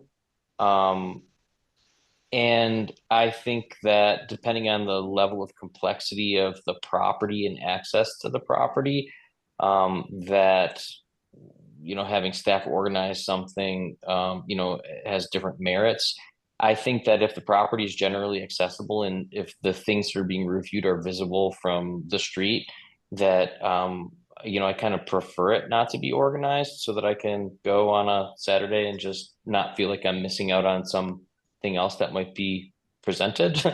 But if the property is complicated and staff were to think that staff organized visit was more valuable, or it gave us access to a property in a different way, then I would encourage that.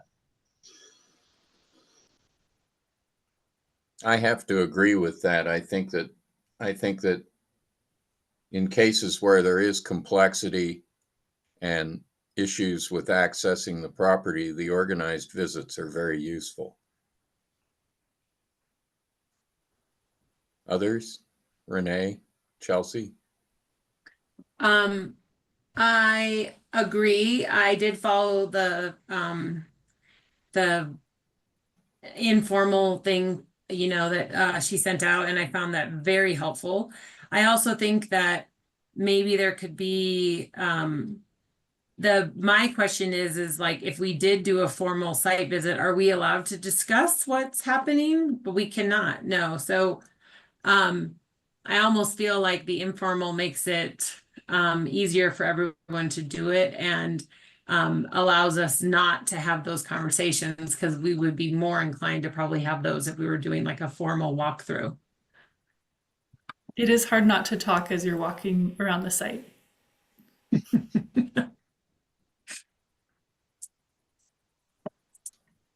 Any other opinions? Chelsea? Kurt I has his see hand Kurt. up. Yeah, I see that too. I just wanted to get through the board. Okay. You know, I've only done a few site visits, and for me, maybe I don't know if we were following all the rules, but it was like we were we weren't discussing it, but we were asking questions of the owner and about certain elements of the property.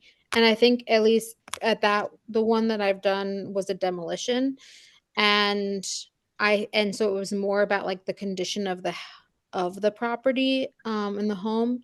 So for those, I feel like it would be really hard to get the value without the context of the property owner answering a lot of questions that we asked, without it being a formal site visit. So I agree with the proposal that when things are more complicated, and it's a bigger, the application is requesting a large change, like a demolition, that it's helpful, but small changes that could be viewed from the outside that don't need a lot of owner participation should be on there. People can do that on their own. Okay. Kurt? I just wanted to confirm that the organized site visits would continue to be noticed and publicly open, right? Okay, so that does, I'll just mention that does have some benefits from the public standpoint, to be able to be able to understand the projects better from their standpoint as well. Well, thanks you. And I hear some agreement that we'll do them kind of case by case. If the projects are really complex or there's a lack of access or visibility, we'll pull something together before the board visits, but otherwise we'll do it on your own. And then if it's helpful, I'm still happy to send out a map, because even though I have a pretty good mental map of Boulder, it's not till I plug it in to be like, oh, those are really close, or I could swing by this on my way to this, or something like that. So if that's helpful, I'll continue to do it. You're welcome to use it or ignore it. That is okay. All right. Okay. That's all.